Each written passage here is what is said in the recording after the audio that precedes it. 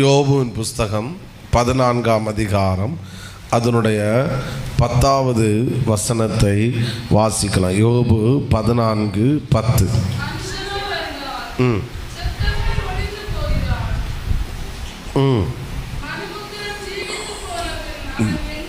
மனுபுத்திரன் ஜீவித்து போன பின் அவன் எங்கே? நம்ம புது வருஷம் ஆரம்பித்த உடனே எனக்கு நல்ல ஞாபகம் இருக்குது. ஒரு முறை மனிதன் என்பவன் யார் என்கிற தலைப்பிலே என்பவன் யார் என்று சில காரியங்களை நாம் தியானித்தோம். இந்த ஜப நாட்களிலே நான் சொல்லியிருந்தேன், நாம் மாலை கூட்டங்களை சாமுவேலை குறித்தும் பகல் கூட்டங்களிலே திரும்ப பெற வேண்டிய ஆவிக்குரிய அனுபவங்களை குறித்தும் அதிகாலை ஜபத்திலே அக்கினி அது தியானிப்பதல்ல, அது அனுபவிக்க கிருபை செய்வாராக. இங்கே யோபுவின் புஸ்தகத்தில் ஒரு கேள்வி அங்கே இருக்கிறது, ஒரு கேள்வி கொடுக்கப்பட்டிருக்கிறது. மனுஷன் அவன் மரித்து ஜீவித்து போன பின் அவன் எங்கே? மனுஷனோ என்றால் செத்த பின் ஒழிந்து போகிறான். மனுபுத்திரன் ஜீவித்து, அதாவது மரித்த பின் அவன் எங்கே? யோபுவின் புஸ்தகம் 1ஆம் அதிகாரம் 2ஆம் அதிகாரம் ஒரு சம்பவம் சொல்லுகிறது, சரித்திரம் சம்பவம் சொல்லுது, திரும்ப சம்பவங்கள் வருகிறது. அதன் பிறகு அநேக கேள்விகள் யோபுவின் புஸ்தகத்தில் இருக்கிறது. இப்போ அநேக கேள்விகள், நிறைய கேள்விகள், நம்மளால் பதில் கண்டுபிடிக்க முடியாத கேள்விகள், ஆனால் ஆழமான கேள்விகள். நீங்கள் இந்த 13ஆம் அதிகாரத்தில் பார்த்தா அநேக கேள்விகள் இருக்கிறது. அதே போல் 14ஆம் அதிகாரத்திலையும் பல கேள்விகள். அதில் ஒரு கேள்வியை தான் நாம் கேட்டோம், மனுபுத்திரன் ஜீவித்து போன பின் அவன் எங்கே? அதாவது மனிதன் இந்த பூமியில் வாழ்கிறான், மரித்த பிறகு அவன் எங்கே? மரணத்துக்கு பிறகு அவன் எங்கே போகிறான் என்கிற ஒரு கேள்வி அங்கே இருக்கிறது. ஒரு அலையிலேயே சொல்லுங்க பார்க்கலாம். இந்த உலகத்தில் மனிதன் பிறக்கிறான், ஆனால் ஆண்டவர் மனிதனை சிருஷ்டிக்கும் போது மரிப்பதற்காக மனிதனை சிருஷ்டிக்கவில்லை. ஆனால் எப்பொழுது பாவம் பிரவேசித்ததோ அப்பொழுது மரணம் உள்ளே என்ன செய்தது?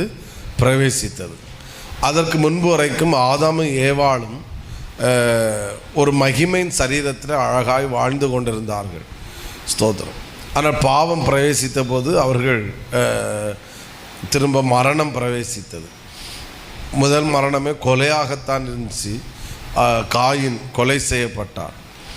அதன் பிறகு ஆனாலும் மனிதனுடைய வருஷங்கள், ஆயுசு நாட்கள் அதிகமாக இருந்தது. 900 சில்லற வரைக்கும் மனிதர்கள் வாழ்ந்தார்கள். நோவாவின் நாட்களிலே திரும்பவும் பாவம் பெருகி ஆண்டவர் பூமியை அழித்த போது அதன் பிறகு மனிதர்களுடைய ஆயுசு நாட்கள் அப்படியே குறைந்து விட்டது. ஒரு கட்டத்தில் கடைசியில் 120 வந்துச்சு. இப்போ அடுத்து சங்கீதத்தில் மோசே சொல்லும்போது 70 பலத்தின் மிகுதியால் 80 என்று. இப்போது மரணங்கள் அதிகமாய் நடக்கிறதை பார்க்குறோம். இடையில் ஒரு வீடியோ பார்த்தேன், 2 பேர் செட்டில் கார்க்கு அந்த விளையாடி கொண்டு இருந்தாங்க, அடிச்சுட்டே இருந்தார், வெற்றி பெற்றார். அந்த வெற்றி சந்தோஷத்தில் சிரிக்கிறாரு, அப்படியே கீழே விழுந்து மரித்து போனார். ஒரு இளம் வாலிபன் கிரிக்கெட்டில் ஆடுறாரு, 6 அடிக்கிறாரு, அடித்து சந்தோஷப்படுறாரு, அவ்வளோதான். அவ்வளோ ஹெல்த்தாக இருக்க சந்தோஷப்படுறாரு, உடனே கீழே விழுகிறாரு, மரித்து போகிறார். இந்த 2 வீடியோவும் என்னை ரொம்ப பாதித்தது. இப்போ என்னவென்றால் மரணம் என்பது தேசத்தில் அதிகமாக நடந்து கொண்டு இருக்கிறது. ஒரு மனிதனுக்கு பிறப்பு என்று ஒன்று இருக்கும் என்றால் அவனுக்கு இறப்பு என்று ஒன்று என்ன செய்கிறது? இருக்கிறது. ஒரு ஆளுடைய கண்ணீர் அஞ்சலியோ இல்லைன்னா கல்லறை தோட்டத்தில் 2 வேடர், ஒன்று பிறப்பு என்று ஒன்று இருக்கும், அதன் பிறகு இறப்பு.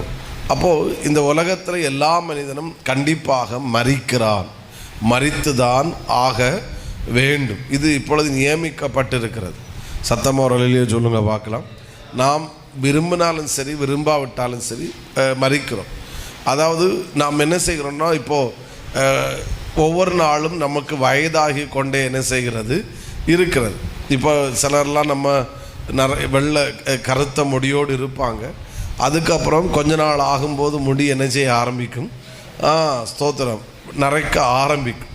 அது பிறகு என்ன டை அடித்தாலும் அதுக்கப்புறம் அது எப்படி இருந்தாலும் காட்டி என்ன செய்யும், கொடுக்கும். இல்லைன்னா அதே ஒரு பெரிய சவால். ஆனால் ஒன்றை நாம் புரிந்து கொள்ள வேண்டும், நாம் மரணத்தை விரும்பினாலும் சரி விரும்பாவிட்டாலும் சரி மரணம் அனைவருக்கும் கண்டிப்பாக வரதான் செய்யும்.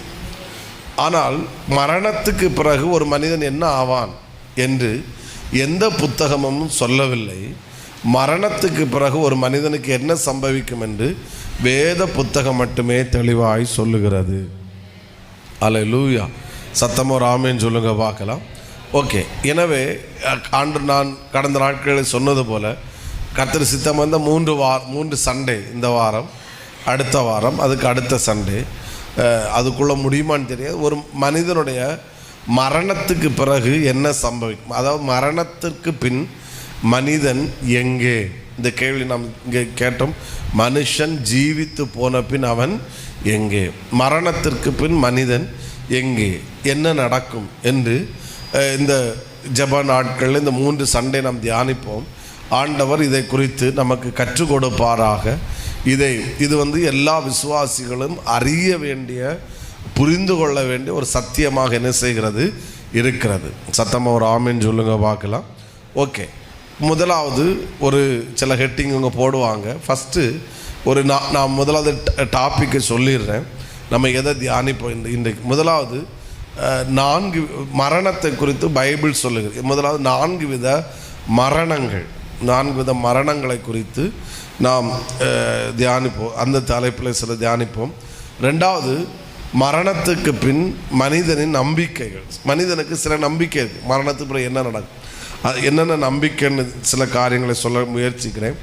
மூன்றாவது, விசுவாசிகளின் மரணத்துக்கு பின் என்ன சம்பவிக்கும், விசுவாசிகள் மரணத்துக்கு பின் என்ன சம்பவிக்கும். நான்காவது, நியாயாசனத்துக்கு முன் நிற்பதற்கு தகுதி உள்ளவர், நியாயாசனத்திற்கு முன் நிற்க தகுதி உள்ளவர்களாவது எப்படி. இந்த 4 தலைப்பில் சில காரியங்களை சொல்ல முயற்சி எடுக்கிறேன். நீங்கள் இது கொஞ்சம் கவனமாக கேட்க வேண்டிய ஒரு காரியம், ஆனால் எல்லாரும் அறிய வேண்டிய ஒரு சத்தியம். இது ஏன்னா கிறிஸ்தவ வாழ்க்கை என்பது ஏதோ உலக பிரகாரமான நன்மைக்காக மட்டும் நாம் வாழுகிறாரல்ல. ஆண்டவரை ஜனங்கள் பலர் கரத்தை பார்த்தார்கள், பலர் முகத்தை பார்த்தார்கள். கரத்தை பார்த்தவர்கள் அவரிடத்திலிருந்து பெற்றுக்கொண்டு திரும்பி சென்றார்கள். முகத்தை பார்த்தவர்கள் அவரோடு கூட பந்தி இருந்தார்கள். ஹலோ, காது கேட்கல? ஆமேன். திரும்பவும் சொல்கிறேன், கரத்தை பார்த்தவர்கள் பெற்றுக்கொண்டு போய்விட்டார்கள். முகத்தை பார்த்தவர்கள் அவரோடு கூட என்ன செய்தார்கள், பந்தி இருந்தார்கள், அவரோடு ஐக்கியமாக இருந்தார்கள். நாம் கரத்தை பார்க்கிறவர்களாக மட்டும் இருக்கக்கூடாது, அவருடைய முகத்தை பார்க்கிறவர்களாக இருக்கணும். அல்லேலூயா. ஆமேன். இயேசு அதை தந்தார், இதை கண்டிப்பாக தருவார். நாமும் அதற்கு அதை உற்சாகப்படுத்துவது. ஆனால் கிறிஸ்தவ வாழ்க்கை என்பது அதல்ல, அது மட்டும் அல்ல. இந்த உலகத்தில் பார்க்குறோம், மனிதன் அவ்வளோ சம்பாதிக்கிறான், அவ்வளோ சம்பாதித்துட்டு பலர் சம்பாதித்ததை அனுபவிக்க முடியலை. அது ஒரு பரிதாபம். கஷ்டப்பட்டு உழைக்கிறார்கள், ஆனால் அனுபவிக்கலை. இன்னொன்று, அனுபவிக்க வேண்டிய நேரத்தில் அனுபவிக்க முடியலை.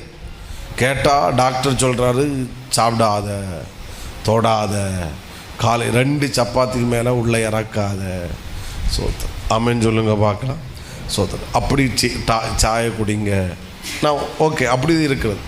இன்னொன்று, இவர்கள் அனுபவித்து வைக்கிறார்கள், யாரோ ஒரு ஆள் சின்ன பின்னமாக்குகிறார்கள். போகும்போது வெறுங்கையாய் எல்லாவற்றையும் விட்டுட்டு ஒன்று இல்லாமல் தான் போகிறாங்க.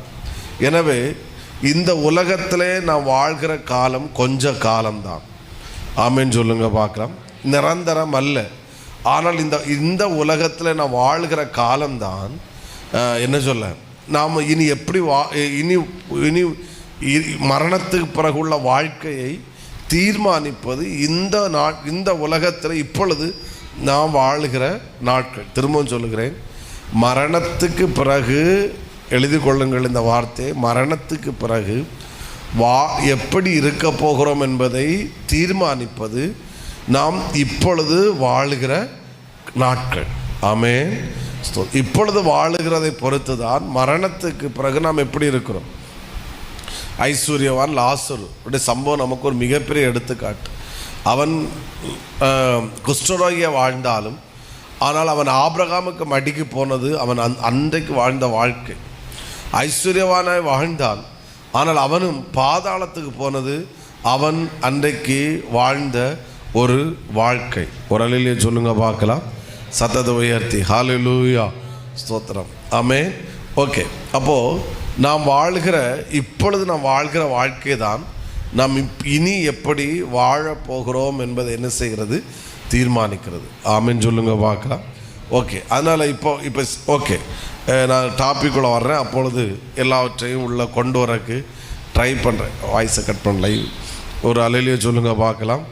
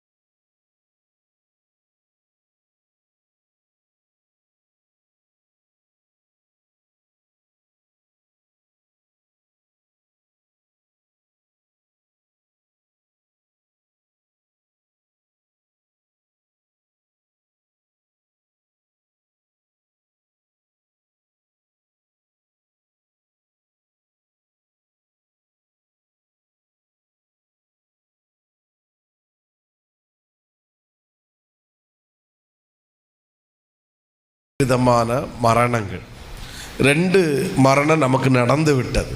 2 மரணங்கள் என்ன செய்தது, நடந்து விட்டது. அடுத்து ஒரு மரணம் இனி நடக்கும். சத்தமாக ஒரு அல்லேலூயா சொல்லுங்க பார்க்கலாம்.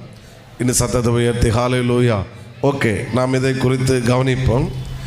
ரோமர் 6ஆம் அதிகாரம் சில வசனங்களை வாசிங்க. ஏன்னா இது நம்ம வித்து பைபிள் ரெஃபரன்ஸோடு நம்ம பார்க்க வேண்டியது. அதனால் சில வசனங்களை டிஸ்பிளேயும் சீக்கிரம் பண்ணணும். எல்லாரும் வாசிக்க வேண்டும், வசனங்களை பார்க்கணும். ரோமர் 6ஆம் அதிகாரம் 11ஆம் வசனத்தை வாசிக்கலாம். அப்படியே நீங்களும் பாவத்திற்கு மரித்தவர்களாயும் கிறிஸ்துவுக்குள் பிழைத்திருக்கிறவர்களாகவும் எண்ணிக்கொள்ளுங்க. இங்கே தெளிவாக சொல்லுகிறது, அப்படியே நீங்கள் பாவத்திற்கு என்ன செய்தீர்கள், மரித்தீர்கள். 6ஆம் அதிகாரம் 2ஆம் வசனம் டிஸ்பிளே பண்ணுவாங்க, நான் அதை வாசிக்கிறேன், கவனிங்கள். பாவத்துக்கு மரித்த நாம் இனி அந்த பாவத்திலே அதிலே எப்படி பிழைப்போம். அல்லேலூயா. 4ஆம் வசனம், மேலும் பிதாவின் மகிமையினாலே கிறிஸ்து மரித்தோரிலிருந்து எழுப்பப்பட்டது போல நாமும் புதிதான ஜீவனுள்ளவர்களாய் நடந்து கொள்ளும்படிக்கு அவருடைய மரணத்திற்குள்ளாகும் ஞான ஸ்நானத்தினாலே கிறிஸ்துவுடனே கூட அடக்கம் பண்ணப்பட்டோம். சத்தமோரலிலே சொல்லுங்க பார்க்கலாம். இன்னும் சத்தத்தை உயர்த்தி ஹல்லேலூயா, ஆமென். 7ஆம் வசனம், மரித்தவன் அமைதியாக இருக்கும். மரித்தவன் பாவத்துக்கு நீங்கி விடுதலை ஆக்கப்பட்டிருக்கிறான். ஒரு ஆமென் சொல்லுங்க பார்க்கலாம். ஓகே, முதல் ஒரு மரணத்தை குறித்து இங்கே சொல்லப்பட்டிருக்கிறது. அதாவது நாம் என்றைக்கு ரட்சிக்கப்படுகிறோமோ, என்றைக்கு மனம் திரும்புகிறோமோ, அன்றைக்கு நாம் பாவத்திற்கு என்ன செய்கிறோம்? மரித்திருக்கிறோம். எதற்கு மரித்திருக்கிறோம்? வாயை திறந்து சத்தமாக சொல்லுங்கள், பேசணும். நீங்கள் இது டஃப்பான மெசேஜ், பட் ஆனாலும் நீங்கள் கோஆப்ரேட் பண்ணணும், வாயை திறந்து பேசணும். எல்லோரும் சொல்லுங்கள், நாம் எதற்கு மரித்திருக்கிறோம்? என்றைக்கு மனம் திரும்புகிறோமோ அன்றைக்கு என்ன செய்கிறோம்? பாவத்திற்கு மரிக்கிறோம். ஆமென். புதிய ஜீவன் உள்ளவர்களாக நாம் அதன் பிறகு மாறுகிறோம். ஸ்தோத்திரம். அதன் பிறகு நாம் இங்கே 4ஆம் வசனத்தில் வாசித்தோம், கடைசி அவருடைய மரணத்துக்குள்ளாக்கும் ஞான ஸ்நானத்தினாலே கிறிஸ்துவுடனே கூட என்ன செய்யப்பட்டோம்? அடக்கம் பண்ணப்பட்டோம். இந்த ஞான ஸ்நானம் எதற்கு?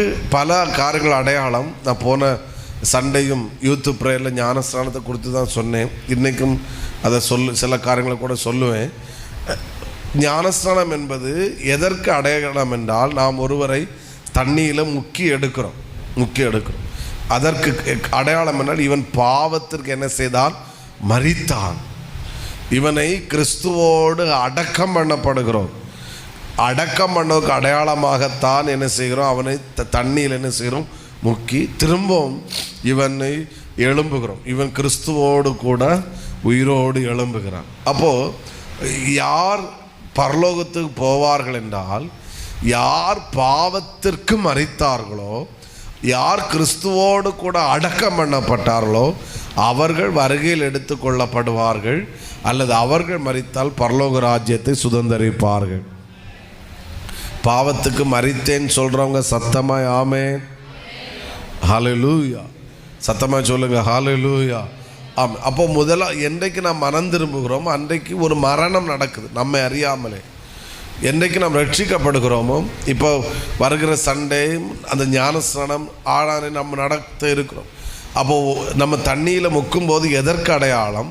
இவர் பாவத்திற்கு என்ன செய்கிறார்? மரித்தார். எனவே கிறிஸ்துவோடு கூட இவர் என்ன செய்யப்படுகிறார்? அடக்கம் பண்ணப்படுகிற மீண்டும் உயிரோடு எழும்புகிறார்.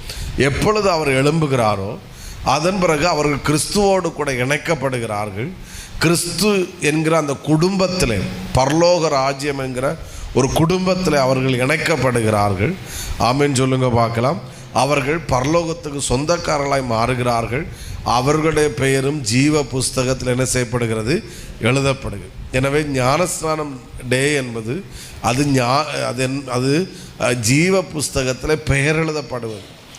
இன்னும் டீப்பாக சொல்லணும்னா, என்றைக்கு ஞானஸ்நானம் எடுக்கிறோமோ அன்றைக்கு அதன் பிறகுதான் நாம் ஆண்டவருக்கு குமாரன் என்கிற உறவுக்குள் என்ன செய்கிறோம்?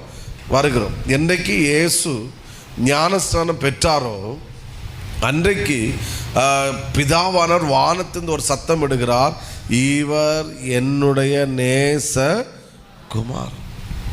ஒரு வேர்டு ஹார்டாக விடுறேன், தப்பாக எடுத்தாலும் பரவாயில்லை. அதாவது நாம் ஞானஸ்நானம் எடுக்காத வரையிலும் ஆண்டவரை அப்பான்னு கூப்பிட்டாலும் அது உறவுக்குள் வராது. என்றைக்கு ஞானஸ்நானம் எடுக்கிறோமோ அன்றைக்கு நாம் அப்பா பிள்ளை என்கிற உறவுக்குள்ளே வருகிறோம். ஆமென். அந்த பரலோகத்துக்கு சொந்தக்காரர்களாய் மாறுகிறோம். ஒருவேளை ஞானஸ்நானம் இன்னும் யாராவது எடுக்க விரும்புகிறீங்கன்னா, நாட்களை நீட்டிக்காமல் இன்றைக்கே கூட்டம் முடிஞ்சு என்கிட்ட சொல்லி வருகிற சண்டே ஞானஸ்நான ஆரானில் பங்கு பெறுங்க. இது நான் யாரிடத்துலையும் எடுக்க சொன்னது கிடையாது, சொல்ல போகிறதும் கிடையாது. இது அவர்களாகவே உள்ளத்தில் நான் பாவத்திற்கு மரிக்கிறேன், கிறிஸ்துவோடு அடக்கம் பண்ணப்படுகிறேன், நான் நீதிக்கு பிழைக்கிறேன், கிறிஸ்து என்கிற அந்த குடும்பத்தில் நானும் இணைக்கப்படுகிறேன், பரலோக ராஜ்யத்தில் இணைக்கப்படுகிறேன் என்கிற அந்த விசுவாசத்தோடு நாம் செய்வோம். கர்த்தர் அதை அங்கீகரிப்பாராக. பெந்தேகோஸ்தே கோயிலில் இணைக்கிறதல்ல, சபைகளை இணைக்கிறதல்ல ஞானஸ்நானம். அதனால தான் நம்ம ஸ்ட்ராங்காக சொல்கிறது நீங்கள் பர்சனலில் நம்ம சொல்கிறதே கிடையாது. ஆனால் இந்த சத்தியத்தை சொல்லுவோம். அப்போ ஓகே, அப்போ ஒரு மரணம் நடந்திருக்கிறது, அது பாவத்திற்கு என்ன செய்கிறோம்? மரித்திருக்கிறோம். ஒரு அலையிலே சொல்லுங்க பார்க்கலாம், சத்தத்தை உயர்த்தி ஹல்லேலூயா. ஓகே, விளக்கணும். பட் நம்மளோட டாபிக் இது கிடையாது, மரணம் வந்தனால அதை சொல்கிறேன். ரெண்டாவது, இன்னொரு மரணத்தை குறித்து வேதாகமம் சொல்லுகிறது. இதுவும் நடந்து விட்டது. இந்த மரணம் எல்லாம் தேவ பிள்ளைகளுக்குள் நடக்கிற ஒரு மரணம். ரோமருக்கு எழுதின நிருபம் 7ஆம் அதிகாரம், ரோமர் 7ஆம் அதிகாரம் நானே வாசிக்கிறேன், நீங்கள் எல்லோரும் கவனியுங்கள், இல்லைன்னா டிஸ்பிளேயில் பாருங்கள். ரோமர் 7:4. அப்படி போல என் சகோதரரே, நீங்கள் மரித்தோர்ந்து எழுந்த கிறிஸ்து என்னும் வேறொருடையவர்களாகி தேவனுக்கென்று கனி கொடுக்கும்படி கிறிஸ்துவின் சரீரத்தினாலே நியாய பிரமாணத்துக்கு மரித்தவர்கள் ஆனீர்கள். எதற்கு மரித்தவர்கள் ஆனீர்கள்? நியாய பிரமாணத்து. 6ஆம் வசனத்தை கூட வாசிக்கிறேன். இப்பொழுதோ நாம் பழமையான எழுத்தின்படி அல்ல, புதுமையான ஆவியின்படி ஊழியம் செய்யத்தக்கதாக நம்மை கட்டியிருந்த நியாய பிரமாணத்துக்கு நாம் மரித்தவர்களாகி அது நின்று விடுதலையாக்கப்பட்டிருக்கிறோம். ஆமீன். வந்திருக்கணுமே, சத்தம் ஒரு ஆலையிலுயா வந்திருக்கணும். அப்போ இரண்டாவது ஒரு மரணம் இங்கே இதுவும் நடந்திருக்கிறது. இது ஆமீன், நியாய பிரமாணத்துக்கு மரித்தோம். என்றைக்கு இயேசு ஏற்றுக்கொண்டு இயேசு தெய்வம் என்று வருகிறோம், அன்றைக்கு பாவத்துக்கு மட்டும் இல்லை, ரெண்டாவது எதற்கு நாம் மரித்தவர்களாக்கப்படுகிறோம்? சொல்லுங்கள், சத்தமாக சொல்லுங்கள். நியாய பிரமாணத்துக்கு. ஒரு முறை கூட சொல்லுங்கள், என்னது? நியாய பிரமாணத்துக்கு. என்னை கவனிங்க, நான் 2 நிமிஷத்தை கவனிக்க சொல்கிறேன். அதாவது இயேசு நியாய பிரமாணத்தை நிறைவேற்றுவதற்காக வந்தார். நியாய பிரமாணத்தை அழிக்க என்ன செய்யலை, வரல. ஏன் நியாய பிரமாணத்தை அழிக்க நிறைவேற்ற வந்தார்னா, நியாய பிரமாணம் என்பது பெர்ஃபெக்ட், அது அது அது அது அது உத்தமமானது, அது கரையற்றது. சத்தமாக ஒரு அலையிலே சொல்லுங்கள் பார்க்கலாம். இப்போது நாம் நியாய பிரமாணத்துக்கு உட்பட்டவர்கள் அல்ல. என்றைக்கு இயேசு சிலுவையில் மரித்தார் என்று ஏற்றுக்கொண்டு நாமும் இயேசுவை சொந்த ரட்சகராக ஏற்றுக்கொள்ளுகிறோமோ, அன்றைக்கு நாமும் எதற்கு மரித்து விடுகிறோம்? சொல்லுங்கள், நியாயப்பிரமாணம். இப்போ பாருங்கள், ஒரு ஆள் மரித்தார்கள் என்றால் அதன் பிறகு அவர் மேல் சுமத்தப்பட்ட எந்த குற்றங்களும் அடுத்து செல்லுபடி ஆகாது. அதே போல் நாம் நியாயப்பிரமாணத்துக்கு வரும்போது நியாயப்பிரமாணத்தினால் வருகிற தண்டனை நமக்கு வராது. நாம் அவைகளிலிருந்து விடுதலையாக்கப்படுகிறோம். சத்தமாக ஆமீன் சொல்லுங்க பார்க்கலாம். அதனால் நாம் மரித்த போது நாம் நியாயப்பிரமாணத்துக்கு உட்பட்டவர்கள் அல்ல, இப்பொழுது நாம் கிருபையின் பிரமாணத்துக்கு உரியவர்களாய் மாறி இருக்கிறோம். ஆமென். எனவே நியாயப்பிரமாணம் இனி நம்மை ஆளுகை செய்ய முடியாது. கிருபையின் பிரமாணமே நம்ம என்ன செய்யும்? ஆளுகை செய்யும். நான் போன வருஷம் நினைக்கிறேன், இயேசு சிலுவையிலே சம்பாதித்தவைகள் அப்படின்னு ஒரு டாப்பிக்கில் நம்ம தியானித்தோம். அதில் நியாயப்பிரமாணத்தையும் அதனால் உண்டாகிற விடுதலை குறித்து நம்ம பார்த்தோம். நீங்கள் திரும்பவும் சொல்லணும், நான் நியாயப்பிரமாணத்துடைய ஆளுகைக்கு உட்பட்டவன் அல்ல. நீங்கள் நியாயப்பிரமாணத்தின் ஆளுகைக்கு உட்பட்டவர்களாக இருக்கிற வரையிலும் பாவம் நம்மை ஆளுகை செய்யும். எப்பொழுது நியாயப்பிரமாண ஆளுகையிலிருந்து விடுதலையாக்கப்படுகிறோமோ அதன் பிறகு பாவம் நம்மை ஆளுகை செய்ய முடியாது. தேவனே நம்மை ஆளுகை செய்கிறார். பக்கத்தில் ஒரு கையை கூட சொல்லுங்க, நீங்கள் நியாயப்பிரமாணத்திற்கு மரித்தீர்கள். ஆமென். உங்களை நியாயப்பிரமாணம் நம்மை ஆளுகை செய்ய முடியாது. இது நம்ம இது நடந்திருக்கிற ஒன்று. நாம் பாவத்திற்கு மரித்திருக்கிறோம். ரெண்டாவது எதற்கு மரித்திருக்கிறோம்? வாயை திறந்து சத்தமாக சொல்லுங்கள், நியாயப்பிரமாணத்துக்கு என்ன செய்திருக்கிறோம்? மரித்திருக்கிறோம். இனி மூன்றாவது ஒரு மரணம். நான் இது இன்ட்ரோடக்ஷன், அதனால் நம்ம விளக்க நிற்கலை. இல்லைன்னா இந்த 4 பாயிண்ட்டுமே ஒன் டே மெசேஜாக போகும். அப்படி இல்லை, நம்ம 4 டாபிக் பேசணும். அதனால் நான் டச் பண்ணி வேகமாய் போகிறேன். 1 கொரிந்தியர் நிருபம் 15ஆம் அதிகாரத்தை எடுத்துக்கொள்வோம். 1 கொரிந்தியர் 15. ஆமீன். 16 நான் வாசிக்கிறேன். 1 கொரிந்தியர் 15:14. மரித்தோர் உயிர்த்தெழாவிட்டால் கிறிஸ்துவும் எழுந்திருக்கவில்லை. கிறிஸ்து எழுந்திராவிட்டால் உங்கள் விசுவாசம் வீணாயிருக்கு. நீங்கள் இன்னும் உங்கள் பாவங்களில் இருப்பீர்கள். 18 முக்கியமான வார்த்தை, கிறிஸ்துவுக்குள் நித்திரை அடைந்தவர்களும் கெட்டிருப்பார்களே. இந்த 15வது அதிகாரம் முழுவதும் மரணத்தை குறித்து சொல்லுகிறது. இங்கே கிறிஸ்துவுக்குள்ளே என்ன செய்தார்கள்? நித்திரை அடைந்தவர்கள். அப்போ இயேசு மரித்து உயிர் தெழுந்தார். அதே போல கிறிஸ்துவுக்குள்ளே மரித்தவர்களும் உயிரோடு என்ன செய்வார்கள்? எழும்புவார்கள். சத்தமாக ஒரு அலையிலேயே சொல்லுங்க பார்க்கலாம். இந்த இந்த மரணத்தை குறித்து பைபிள் சொல்லுகிற இன்னொரு வார்த்தை நித்திரை. நித்திரை நான் அதை வளர்க்குறேன், அப்போ உங்களுக்கு இன்னும் புரியும். ஸ்தோத்திரம். ஒரு வசனத்தை கூட வாசிப்போம். ஸ்தோத்திரம். 1 கொரிந்தியர் 15ஆம் அதிகாரம் அதனுடைய 52ஆம் வசனத்தை வாசிக்கிறேன். 1 கொரிந்தியர் 15:52. எக்காலம் தொனிக்கும், அப்பொழுது மரித்தவர்கள் அழிவில்லாதவர்களாய் எழுந்திருப்பார்கள், நாமும் மறுரூபமாக்கப்படும். அடுத்து இன்னொரு வசனம் 1 தெசலோனிக்கேயர் 4:16. தெரிஞ்ச வசனம் வாசிக்கிறேன். 4:16. 1 தெசலோனிக்கேயர் 4:16. ஏனெனில் கர்த்தர் தாமே ஆரவாரத்தோடும் பிரதான தூதனுடைய சத்தத்தோடும் தேவ காலத்தோடும் வானத்திலிருந்து இறங்கி வரார். அப்பொழுது கிறிஸ்துவுக்குள் மரித்தவர்கள் முதலாவது எழுந்திருப்பார்கள். மூன்றாவது ஒரு மரணம். என்ன மரணம் என்றால் கிறிஸ்துவுக்குள் மரித்தல். கிறிஸ்துவுக்குள் மரித்தல். ஒரு அலையிலே சொல்லுங்க, எல்லாரும் இந்த வார்த்தையை சொல்லுங்க, கிறிஸ்துவுக்குள் மரித்தல். கொஞ்சம் கூட சத்தமாக சொல்லுங்க. இன்று நித்திரை என்று வேதம் சொல்லுகிறது. ரெண்டாவது விதை என்று வேதம் சொல்லு. நாம் மரித்தவர்களை எப்படி அடக்கம் பண்ணணும்? இது மண்ணுக்கு மண்ணாகும், புழுதிக்கு புழுதியாகும், சாம்பல் சாம்பான்னு சொல்லி இந்த சரீரத்தை நாங்கள் விதைக்கிறோம். ஏன் விதைக்கிறோம் என்றால், ஒரு விதை மண்ணுக்குள் விதைத்தால் ஒரு நாள் கொஞ்ச நாள் தாண்டும் போது அது கண்டிப்பாக என்ன செய்யும்? முளைக்கும், எழும்பும். அதே போல் இயேசுவின் நாமத்தை நான் சொல்லுகிறேன், சத்தம் ஒரு அலையிலே சொல்லுங்க பார்க்கலாம். நாம் மரித்தாலும் நிச்சயமாக ஒரு நாள் இயேசு வரும்போது இந்த சரீரம் உயிரோடு என்ன செய்யும்? எழும்பும். ஆமேன். இதுக்கு முன்பாக யாரெல்லாம் கிறிஸ்துவுக்குள் மரித்தார்களோ அவர்கள் நிச்சயமாக ஒரு நாள் உயிரோடு என்ன செய்வார்கள்?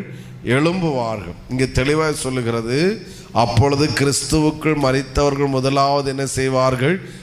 எனவே நாம் எப்படி மரிக்கிறோம் என்பது முக்கியம். அதை காட்டிலும் நான் மரிக்கும்போது கிறிஸ்துவுக்குள் மரிக்கிறேன் என்பது ரொம்ப முக்கியம். கிறிஸ்துவுக்குள் மரித்தால் நிச்சயமாக அந்த சரீரம் மீண்டும் உயிரோடு என்ன செய்யும்? எழும்பும். நாலாவது ஒரு மரணம் கிறிஸ்துவுக்குள் இல்லாமல் மரித்தல். அவன் பாவிகள், ரட்சிக்கப்படாமல், இயேசுவை ஏற்றுக்கொள்ளாமல், இயேசுவை சொந்த ரட்சகராக ஏற்றுக்கொள்ளாமல் ஒருவன் மரிக்கிறான். அந்த மரணம், அந்த சரீரம் மீண்டும் உயிரோடு என்ன செய்யாது? எழும்பாது. ஒருவேளை நல்ல அடக்காராதனை நடத்தலாம், எல்லாம் சொல்லலாம். ஒரு அலையிலே சொல்லுங்க பார்க்கலாம். இன்னும் சத்தமாக ஹல்லேலூயா, ஆமென். 2 தீமோத்தேயு 4ஆம் அதிகாரம் அதனுடைய 1வது வசனம். 2 தீமோத்தேயு 4:1. நாம் தேவனுக்கு முன்பாகவும் உயிரோடு இருக்கிறவர்களையும் மரித்தவர்களையும் நியாயம் தீர்க்க போகிற கர்த்தராகிய இயேசு கிறிஸ்துவுக்கு முன்பாகவும் அவருடைய பிரசன்னமாகுதலையும் அவருடைய ராஜ்யத்தை சாட்சியாக வைத்து கட்டளையிடுகிறதாம். ரட்சிக்கப்படாதவர்கள் மரிக்கும் போது அவர்களுக்கு நியாய தீர்ப்பு. நம்ம அதை குறித்து பின்னாடி கவனிப்போம். ஒரு அலையிலே சொல்லுங்க பார்க்கலாம். அப்போது 1 பாவத்துக்கு மரித்தல், 2 நியாயப்பிரமாணத்துக்கு மரித்தல், 3 கிறிஸ்துவுக்குள் என்ன செய்தல்? மரித்தல், 4வது கிறிஸ்துவுக்குள் இல்லாமல் என்ன செய்தல்? மரித்தல். இந்த 4வது மரணம் இங்கே இருக்கிற ஒருவருக்கும் சம்பவித்து விடவே கூடாது. இங்கே இருக்கிறவர்களுக்கு மட்டுமல்ல, நம்முடையவர்களுக்கும், நம்முடைய சொந்தக்காரர்களுக்கும், நம்முடைய உறவினர்களுக்கும் ஏற்பட்டு விடக்கூடாது. அது தண்டனைக்கு, நியாய தீர்ப்புக்கு என்ன செய்யப்படும்? உள்ளாக்கப்படும். சத்தமாக ஒரு அலையிலே சொல்லுங்க பார்க்கலாம் என்ன நடக்கும் என்று நாம் அப்புறம் இனி கவனிப்போம். 2வது மரணத்துக்கு பின், 2வது தலைப்புக்கு வந்துடுறேன். மரணத்திற்கு பின் மனிதனின் நம்பிக்கைகள். பலருக்கு பலவிதமான நம்பிக்கைகள் என்ன செய்கிறது?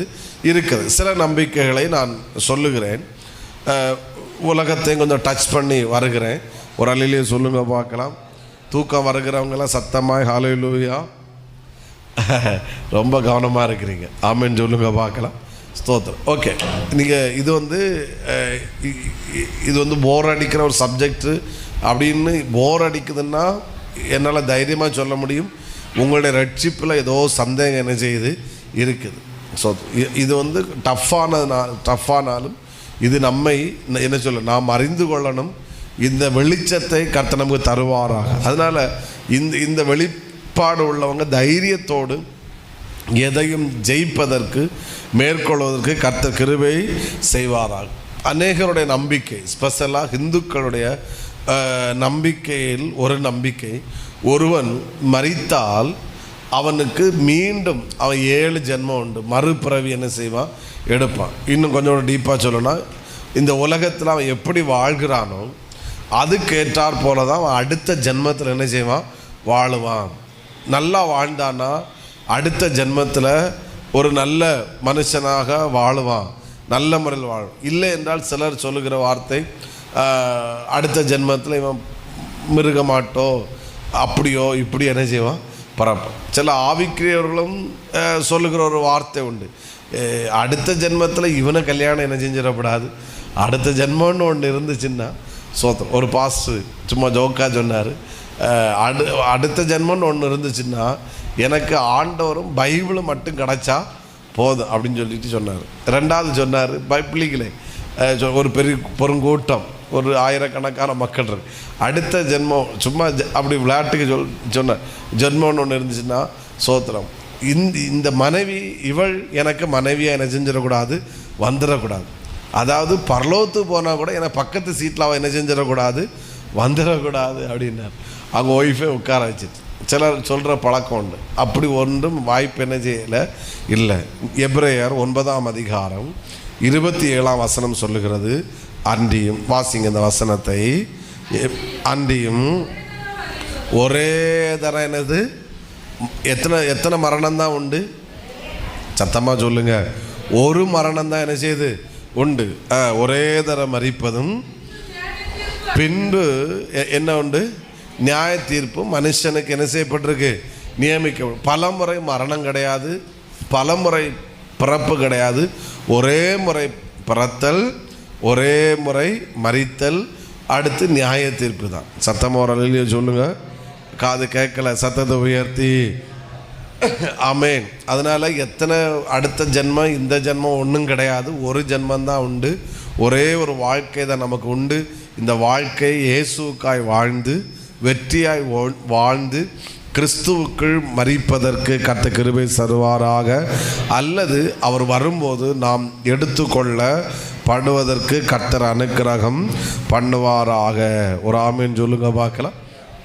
ரெண்டாவது மனிதனுடைய சில நம்பிக்கை, நான் சொல்கிறது பைபிள் பேசல ஒன்று, மறுபிறவி. அதுவும் தவறான நம்பிக்கை, அவர்களை மாற்ற முடியாது. ரெண்டாவது இன்னொரு நம்பிக்கை மக்களுக்கு இருக்கிறது என்னென்னா, கொஞ்சம் டீப்பாக ஓப்பனாக பேசுகிறேன், யாராவது சூசைட் அட்டெம்ப்ட் பண்ணியோ தற்கொலை பண்ணியோ மரித்தால் அதுக்கு பிறகு அந்த ஆள் இந்த ஊரில் பேயா என்ன செய்வாங்க, ஆமாம் அலைவாங்க. சோத்திரம். சில பிசாசு ஆடும்போது நான் ஜெபிக்கும் போதே சொல்லியிருக்கு, நான் அவள் வந்திருக்கிறேன், இவன் வந்திருக்கிறேன், இவளை கொண்டு தான் என்ன செய்வேன், போவேன். சோத்திரம். அடுத்து சிலர் சொல்லலாம், அந்த ஆள் அந்த செத்து போன அந்த அவங்க எனக்கு சொப்பனத்தில் வந்து இப்படி என்ன செஞ்சாங்க, பேசினாங்க. ஒரு அலையிலே சொல்லுங்க பார்க்கலாம். ஸ்தோத்திரம். ஒரு முறை ஒரு சம்பவத்தை நான் கேள்விப்பட்டேன். ஒருத்தங்க லவ் பண்ணி மேரேஜ் பண்ணாங்க, வேறு அந்த ஜாதி அப்படின்றதுனால அண்ணன்மாருங்க சேர்ந்து அந்த சகோதரியை கொலை பண்ணிட்டாங்க. அதுக்கப்புறம் என்னாச்சுன்னா, இன்னொரு சகோதரிக்குள்ள ஜபிக்கும் போது இந்த அசுத்தாய் வந்து, நீங்கள் கொலை செஞ்ச நான் தான் என்ன செஞ்சுருக்கிறேன், வந்திருக்கிறேன், உங்களை உயிரோட விடணுன்னா இனி என்ன செய்யணும், எனக்கு பேருக்கு இந்த செத்து போன இந்த நபருக்கு பேருக்கு ஒரு கோயில் கட்ட வேண்டும். கோயில் கட்டுட்டு அடுத்து பிறக்கிற பிள்ளைக்கு எனக்கு பேரை என்ன செய்யணும், வைக்கணும். அப்படின்னா உங்களை விட்டுருவேன்னு சொன்னாங்க. அவங்க ஹிந்துக்களாக இருந்தனால அவங்க அதை ஃபாலோ பண்ணுறாங்க. கவனிங்க. ஸ்தோத்திரம். ஒருவன் மரித்தான் என்றால் வேதம் தெளிவாக சொல்லுகிறது, ஒருவன் மடித்த அடுத்த செகண்டு ஒன்றில் அவன் பரதேசுக்கு போவான், அல்லது அவன் பாதாளத்துக்கு என்ன செய்வான், போவான். ஒரு ஆமென் சொல்லுங்க பார்க்கலாம். இன்னும் டீப்பாக சொன்னால் பாதாளம் என்பது அது வேதனை உள்ள இடம். ஒருவேளை அடுத்த வாரத்தில் நம்ம அது பாதாளத்தை குறித்து கவனிப்போம். அது வேதனையோட இடம். இப்போது ஒரு மனிதன் இங்கே பேய அலைய முடியும்னா வேதனை உள்ள இடத்துல ஒருத்தனும் போக மாட்டான், எல்லாரும் இங்கே தான் அலைவான். பேயா சோத்திரம் ஊரில் தான் சுற்றிட்டு இருப்பான். புரிகிறவங்க ஆமென் சொல்லுங்க பார்க்கலாம். இன்னும் கொஞ்சம் இன்னும் டீப்பாக சொல்லும்போது லாசரு ஆபிரகாமுடைய மடியில் இருக்கிறார். இது ஐஸ்வர்யவான் பாதாளத்தில் வேதனைப்படுகிறான். அப்போ என்ன சொல்கிறான், இந்த லாசருட்ட ஐஸ்வர்யவான் சொல்கிறான் ஆபிரகாம்கிட்ட, இந்த லாசருவை அங்கே என்ன செய்யுங்க, அனுப்புங்க. லாசருவை எங்கள் சகோதரோட 5 சகோதரோட இவன் போய் பிரசங்கம் பண்ண ஆவியாட்டோ எப்படியோ போய் பிரசங்கம் பண்ணினா அவனுங்க மனம் திரும்பி இந்த இடத்துக்கு என்ன செய்ய மாட்டாங்க, வரமாட்டாங்க. அதனால் நீங்கள் இப்போ என்ன செய்ய பிரசங்கம் பண்ணு. அப்போ ஆபிரகாம் சொல்கிறாரு, ஆமாம், அதற்கு அங்கே தீர்க்கதரிசிகள் என்ன செய்கிறாங்க, அவங்க போய் பிரசங்கம் பண்ணி அவை ரட்சிக்கப்பட்டால் பரலோகத்து வரட்டு, இல்லைன்னா நீ பக்கத்தில் ஒரு சீட்டை ரெடி பண்ணி வச்சுக்க, அவங்களும் பக்கத்தில் என்ன செய்வாங்க, வந்து சேருவாங்க. இப்போ பாருங்கள், இவருக்கு மரித்த ஒருவன் போக முடியும்னா லாசர் கண்டிப்பாக என்ன செஞ்சுருப்பான், போயிருப்பான். இன்னும் இது பண்ணுறேன், இவன் மரித்த ஒருவன் பேயா அலைய முடியும்னா இவன் ஒரு சொட்டு தண்ணிக்கு ஏங்குறவன் கண்டிப்பாக எங்கள் கணத்தில் போய் என்ன செஞ்சுருப்பான், விழுந்திருப்பான். ஒரு அல்லேலூயா சொல்லுங்க பார்க்கலாம். ஒருவன் மரித்தால் அதன் பிறகு அவன் ஒன்றில் பரதீசு, இல்லை என்றால் பாதாளம்.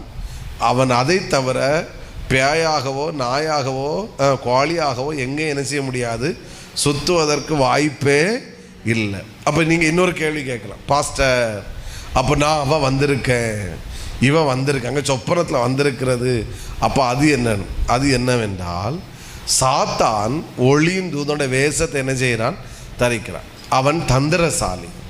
அவன் என்ன செய்கிறான், நாம் இந்த பயம் ஒரு மனிதனுக்குள் இருக்கிறதுனால அந்த மரித்து போன நபருக்கு பெயரை சொல்லி அவன் ஜனங்களை திரும்ப அழிக்க வகை தேடுகிறான். கவனிங்க சோதரம். நான் திருநெல்வேலியில் இருக்கும்போது ஒரு இன்சிடெண்ட் நடந்துச்சு. ஒரு லேடி அங்கே ஹாஸ்ட் ஃபீலிங் ரொம்ப அதிகம் இருக்கும். பட் நான் மட்டும்தான் அந்த தேவர்கள் அப்படி அந்த சொல்கிற ஆட்களுக்கு தெருவுக்குள்ளே போகிற நான் மட்டும்தான் சோத்திரம். மற்றபடி இவங்க அங்கே எல்லாம் வரமாட்டாங்க. எனக்கு நமக்கு அந்த இது இல்லாத நான் போவேன், அங்கே உள்ள மக்கள் வருவாங்க. ஒரு முறை ஒரு சிஸ்டர் வந்து ஒரு டெவில் அட்டாக் ஆச்சு, அப்போ கொண்டு வந்திருந்தாங்க ஸ்தோத்திரம். அது வந்து சில ஸ்பெஷல் ஃபயர் ஆச்சுன்னா அது ஆட ஆரம்பிச்சிடும். ஒரு கட்டத்தில் என்னென்னா நான் ஃபயருக்கே போகிறது கிடையாது. ஃபயர் போனால் இது என்ன செஞ்சிடும், நான் வந்திருக்கேன்னு. ஸோ ஒரு முறை ஒரு 21 days ஃபாஸ்டிங் ப்ரேயர் நடந்துட்டுருக்கு, நல்ல ஞாபகம். அதனுடைய ஒரு 14வது நாள் நானும் ஃபுல் டைம் ஃபாஸ்டிங். இது ஆட ஆரம்பித்து வெளியே வர ஆரம்பிச்சிட்டு சோத்திரம். வாமிட்டாக அடிக்குது. எங்கள் விசுவாசிகள் அன்னை பயப்படலை, ரொம்ப சந்தோஷம். பக்கெட்டை எடுத்து வச்சுட்டு இது தட்டுது. இது அப்போ இதுன்னு சொல்லுது, நான் அவங்க ஒரு ஹஸ்பண்டு நினைக்கிறேன் ஹஸ்பண்டை யாரோ வீட்டில் சூசைட் பண்ணி என்ன செஞ்சாங்க, மரித்தாங்க சோத்திரம். அப்போ இது வந்து சொல்லுது, நான் இன்னும் இவ்வளோ கொண்டு தான் போவேன். ஆனால் ஆண்டவர் கிருபையினால் சண்டே சர்வீஸில் பகல்லையே அந்த சிஸ்டருக்கு ஒரு பெரிய விடுதலை கர்த்தர் என்ன செஞ்சிட்டாரு, கொடுத்துட்டார். ஆமென். அதுக்கப்புறம் அவங்க ரெடி ஆகிட்டாங்க. ஒரு கொஞ்ச நாள் ஒரு 2 வாரம் சர்ச்சுக்கு வந்தாங்க, ஆண்டவரை ஆராதிச்சாங்க, நல்லா ரெடி ஆகிட்டாங்க. ஆனால் வந்து அந்த ஹாஸ்ட் ஃபீலிங், அந்த ஹிந்துஸ் அந்த வெறினால் அந்த குடும்பத்தில் உள்ளவங்களை என்ன செஞ்சிட்டாங்கன்னா திரும்பவும் என்ன செஞ்சாங்கன்னா அவங்கள சர்ச்சுக்கு வரவிடாமல் ஃபஸ்ட்டு தடுத்தாங்க. 2வது திரும்ப நம்ம இந்த ஆட்களாக்க நம்ம கிறிஸ்தவங்கிட்ட போகக்கூடாதுன்னு சொல்லி அப்படி தடுத்து எல்லாம் பண்ணி நான் அடுத்து நம்ம சுற்றுற ஆள் அந்த சிஸ்டர் நான் பார்க்குறேன். நான் எங்கெல்லாமோ நானும் வெளி ஊழியங்கள் அப்படிலாம் போயிட்டு ஒரு நாள் நான் ரோட்டில் வச்சு பார்க்குறேன். இது திரும்ப பொட்டெல்லாம் வச்சு அப்படி வச்சு ஒரு அகோர காட்சியில் இருக்குது.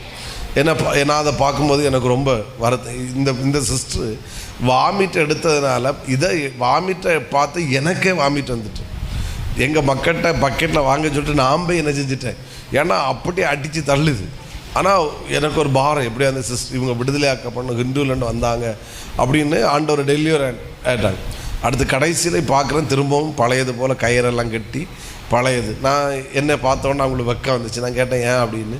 அது எங்கள் குடும்ப இது இப்படி 1000 எங்கள் குடும்ப கோயிலில் போய் இப்படிலாம் பண்ணாங்க அப்படின்னு சொன்னேன். சரி ஓகே அப்படின்னு விட்டேன். ஆனால் இன்னும் கொஞ்சம் வருந்ததக்கிற காரணம், திரும்பவும் அந்த டெவில் திரும்ப அந்த லேடிக்கு அட்டாக் ஆகி திரும்பவும் அடுத்த ஒரு மாதத்துக்குள்ளே நான் நியூஸ் கேட்டேன்.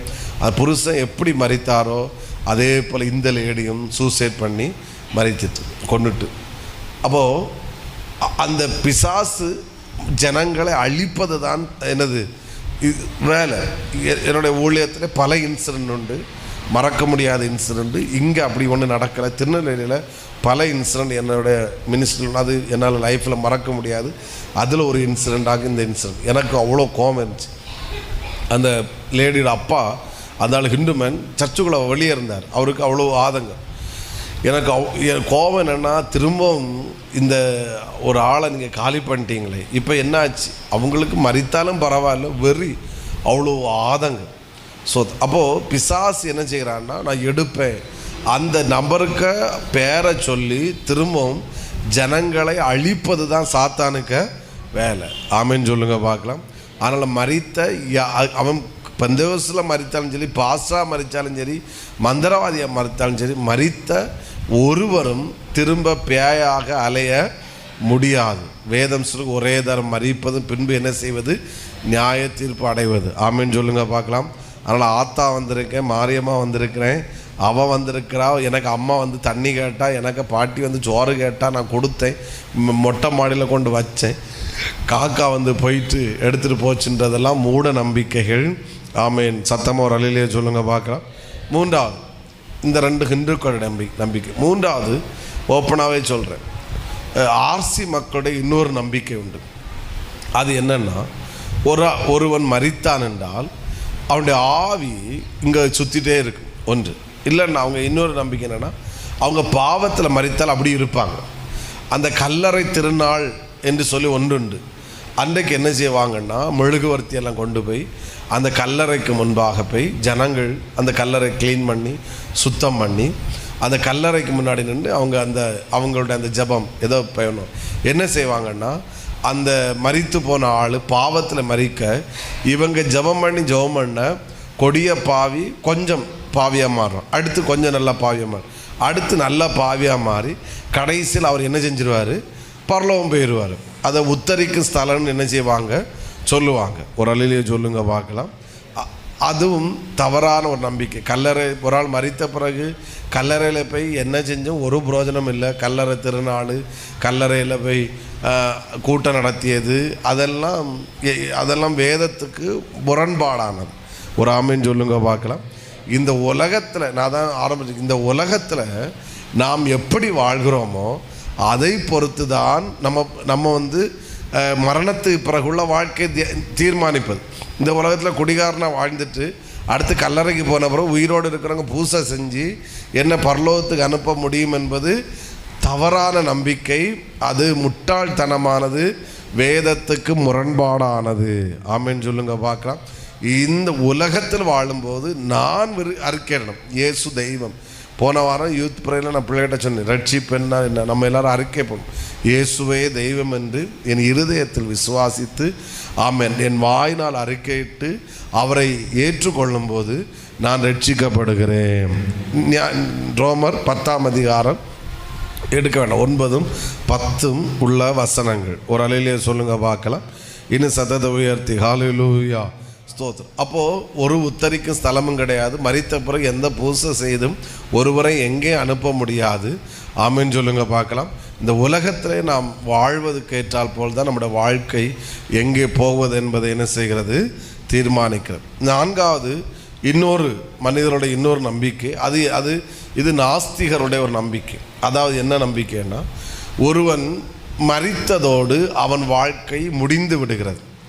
சரீரம் மண்ணுக்கு செல்லுது, அவனுடைய ஜீவன் காற்றோடு என்ன செய்துகிறது? கலருது. இப்போ ஃபார் எக்ஸாம்பிள் இந்த ஆடு, மாடு, கோழி இந்த மிருக ஜீவன்கள் அவர்கள் அது மறிக்கிறதோடு அதனுடைய வாழ்க்கை என்ன செய்கிறது, முடிந்து விடுகிறது. அதே போல் தான் மனிதன், அவனும் மறிக்கிறான் என்றால் மனிதனோடு அவன் வாழ்க்கை என்ன செய்து விடுகிறது, முடிந்து விடுகிறது. இதை மேக்சிமம் நாஸ்திகர் கடவுள் இல்லை என்று சொல்லி நம்புகிறார்.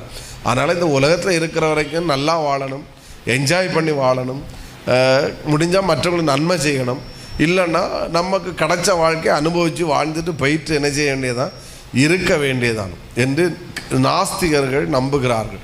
மரணத்துக்கு பிறகு ஒன்றுமில்லை, மரணத்துக்கு பிறகு தான் ஒரு மனிதனுடைய உண்மையான வாழ்க்கையே இருக்கிறது என்று வேதம் தெளிவாய் சொல்லுகிறது. அல்லேலூயா, சத்தம் ஒரு ஆமென் சொல்லுங்க பார்க்கலாம். மரணத்துக்கு பிறகு ஒரு வாழ்க்கை நிச்சயமாக இருக்கிறது. ஆடு மாடுக்கு ஆத்துமா கிடையாது. மனுஷன் ஆவி, ஆத்துமா, சரீரம், அவனுக்கு ஆத்துமா உண்டு. இது அதனால தான் வேதம் தெளிவாக சொல்லுகிறது மத்தேயுல, மனிதன் உலகம் முழுவதை ஆதாயப்படுத்தி கொண்டாலும் தன் ஜீவனை, தன் ஆத்துமாவை நஷ்டப்படுத்த அவனுக்கு லாபம். சபைக்கு வருகிற விசுவாசிகளுக்கு பெயர் ஆத்துமா. உங்கள் சர்ச்சுக்கு எத்தனை ஆத்துமாக்கள் வருகிறான்னு தான் கேட்பாங்க. அதே இது சோதர பஸ் ஸ்டாண்டில் பஸ்ஸுக்குள்ளே யாருன்னா எத்தனை டிக்கெட்டுன்னு கேட்பாங்க. ஹாஸ்பிட்டலில் போனால் எத்தனை பேஷண்ட்டுன்னு என்ன செய்வாங்க ஒவ்வொன்றுக்கும் ஒவ்வொரு பேர். ஸோ ஆனால் சர்ச்சுக்குள்ளே இருக்கணும் ஆத்துமா, ஏன்னா இது அழியாதது. சத்தம் ஒரு ஆமேன்னு சொல்லுங்க பார்க்கலாம். ஸ்தோத்திரம். ஐந்தாவது ஒரு நம்பிக்கை, இது கிறிஸ்தவர்களுடைய நம்பிக்கை, ஆவிக்கருடைய நம்பிக்கை. இவர்களுக்கு என்ன நம்பிக்கை? பைபிள் பேஸ் படி மரணத்துக்கு பிறகு உயிர்த்தெழுதல் உண்டு, அதன் பிறகு ஒரு நியாய தீர்ப்பு உண்டு, அதன் பிறகு ஒரு நித்தியமான ஒரு வாழ்க்கை என்ன செய்கிறது உண்டு. இதை கிறிஸ்தவர்கள் நம்புகிறார்கள், நாமும் இதை நம்புகிறோம். இது நம்பிக்கை மட்டுமல்ல, இதுதான் சத்தியம். ஆமேன்னு சொல்லுங்க பார்க்கலாம். மரணத்துக்கு பிறகு ஒரு வாழ்க்கை என்ன செய்கிறது இருக்கு, அதுதான் நித்தியமான வாழ்க்கை. ஸ்தோத்திரம். ஆமென். பவுல் சொல்லுகிறார், பூமிக்குரிய கூடாரம் அழிந்து போனாலும் தேவனால் கட்டப்பட்ட கைவேலை இல்லாத ஒரு வீடு நமக்காக கர்த்தர் ஆயத்தம் பண்ணி இருக்கிறார். நித்திய காலமாய் அவரோடு கூட என்ன செய்ய போகிறோம், வாழ்வோம். ஆமேன்னு சொல்லுங்க பார்க்கலாம். ஓகே, ஒரு 5 நம்பிக்கைகள், சில இன்னும் இருக்கலாம், பட் நம்முடைய இது அது இல்லை. அப்போது மறுபிறவி கிடையாது, பேயாக ஒருத்தனை அலைய முடியாது, உத்தரிக்கும் ஸ்தலமும் கிடையாது, மரணத்துக்கு பிறகு ஒன்றும் கிடையாது அப்படின்றதும் கிடையாது, நிச்சயமாக உண்டு. மரணத்துக்கு பிறகு ஒரு நித்தியமான ஒரு வாழ்க்கை நிச்சயமாக என்ன செய்கிறது இருக்கிறது, அதில் எந்த விதமான சந்தேகமும் இல்லை. ஹல்லேலூயா சொல்லுங்க பார்க்கலாம். 3வது டாபிக் வந்துடுறேன் நான், இந்த 2ஐயும் டச் பண்ணோம். 3வது விசுவாசிகளின் இதை டச் பண்ணும். விசுவாசி ரட்சிக்கப்பட்ட தேவ பிள்ளைகளின் மரணத்திற்கு பிறகு என்ன சம்பவிக்கும்? விசுவாசி இது வந்து ஃபுல்லாக இன்றைக்கி சொல்ல முடியாது, ஆனால் ஒரு காரியத்தை மட்டும் மென்ஷன் இது பண்ணுறேன், கர்த்தர் கிருபை செய்வாரா. 3வது டாபிக் விசுவாசிகளின் ஆவிக்குரியவர்களின் மரணத்துக்கு பிறகு என்ன சம்பவிக்கும். 2 கொரிந்தியர் வாசிங்க, 5ஆம் அதிகாரம், அதனுடைய 10வது வசனம். 2 கொரிந்தியர் 5:10. Thank you, good job. வாசிங்க. நாம் எல்லாரும் கிறிஸ்துவின் நியாயாசனத்திற்கு முன்பாக வெளிப்பட வேண்டும். ஒரு அலையிலே சொல்லுங்க பார்க்கலாம். சத்தத்தை உயர்த்தி ஹல்லேலூயா, ஆமென். திரும்ப சரீரத்தில் அவன் செய்த நன்மைக்காவது தீமைக்காவது தக்க பலனை அடையும்படிக்கு நாம் எல்லாரும், பவுல் சொல்லுகிறார், யார் எல்லாரும்? நீங்கள் எல்லாரும் என்றல்ல, நாம் எல்லாரும் ஒரு நாள் நியாயாசனத்துக்கு முன்பாக வெளிப்பட வேண்டும். சத்தமாக ஒரு ஆமென் சொல்லுங்க பார்க்கலாம்.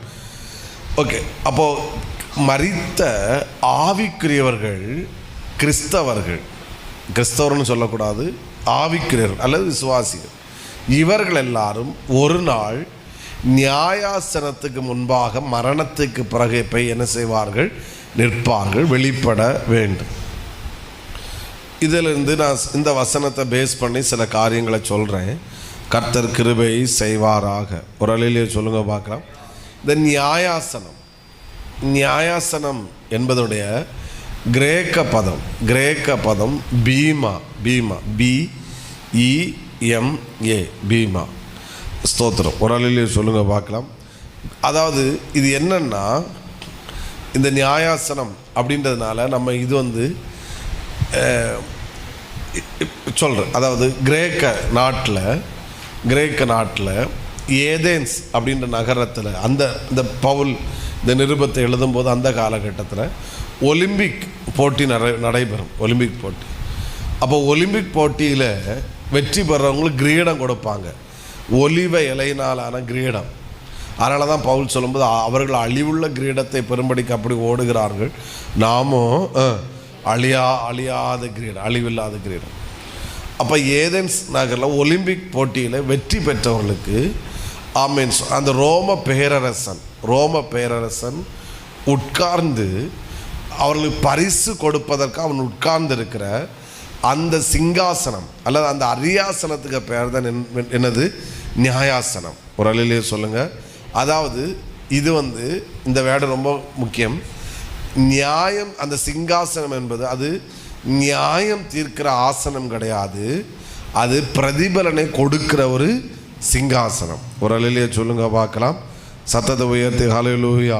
ஆமாம், பிரதிபலனை, அதாவது வெற்றி பெற்றவர்களுக்கு, ஒலிம்பிக் போட்டியில் வெற்றி பெற்றவர்களுக்கு ரோம பேரரசன் பரிசளிப்பதற்காக உட்கார்ந்திருக்கிற அந்த ஆசனத்துக்கு பேர் தான் என்பது நியாயாசனம். அதைத்தான் பீமா என்று சொல்லுகிறார்கள்.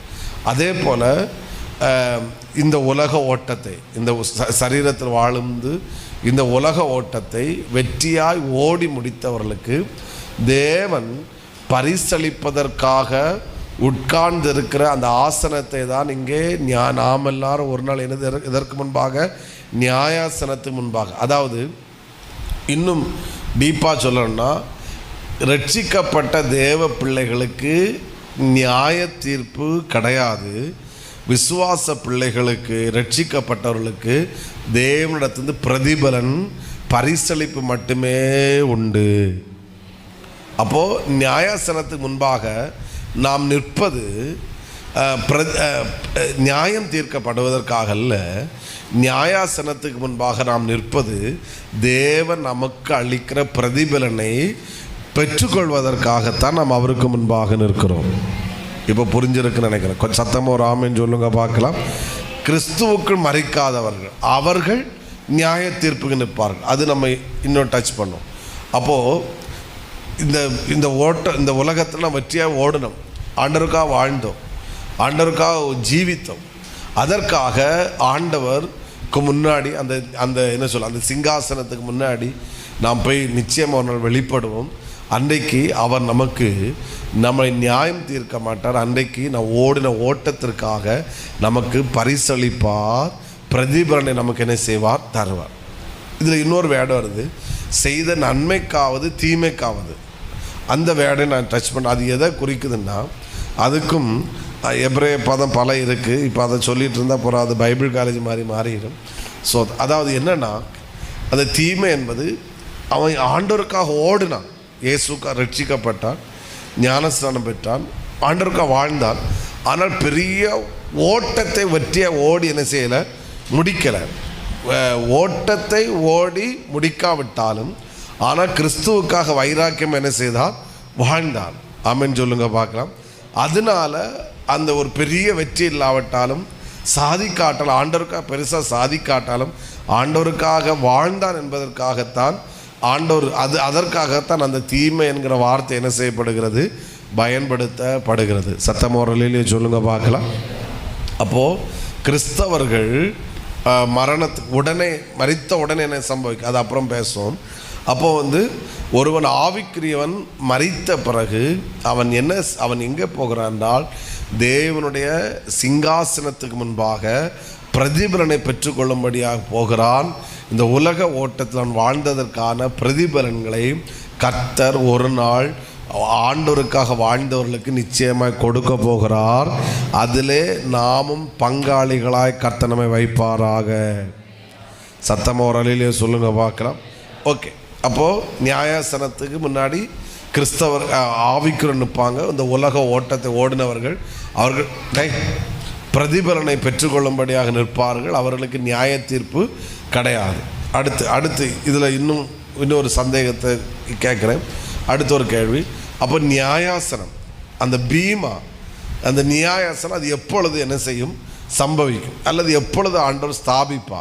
ஆமேன். அதற்கு வசனத்தை வாசிப்போம். லூக்கா 14ஆம் அதிகாரம் அதனுடைய 14வது வசனம். லூக்கா 14:14. அப்பொழுது நீ பாக்கியவானாய் இருப்பாய்,